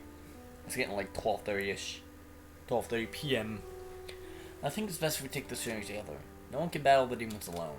I think I like that. So what do you do now? Keep on living, I suppose. You may not be here physically, but I believe she's somewhere out there. Waiting for me. She has hurt people, she's a murderer! Sayori stares over my bathroom as well. She then looks at my wrists. They're small and didn't want to press the last of my arm. I need you to stay here. She places onto the edge of my arm and I'll cut open. Please. I stare at her. I peer straight into her blue eyes. The windows of the soul. I'll stay here. I grab her hand and try my fingers with hers. You promise? I promise, I got. My story isn't over yet.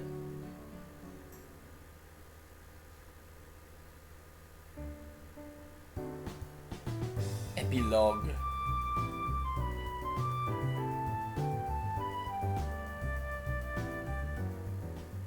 The epilogue. 1 year later!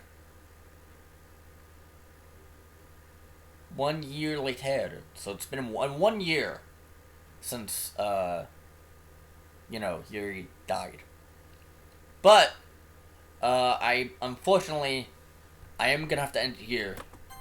Unfortunately, I'm gonna have to end it here. I am gonna have to end it here, because it's getting late. So, yeah, that is, yes.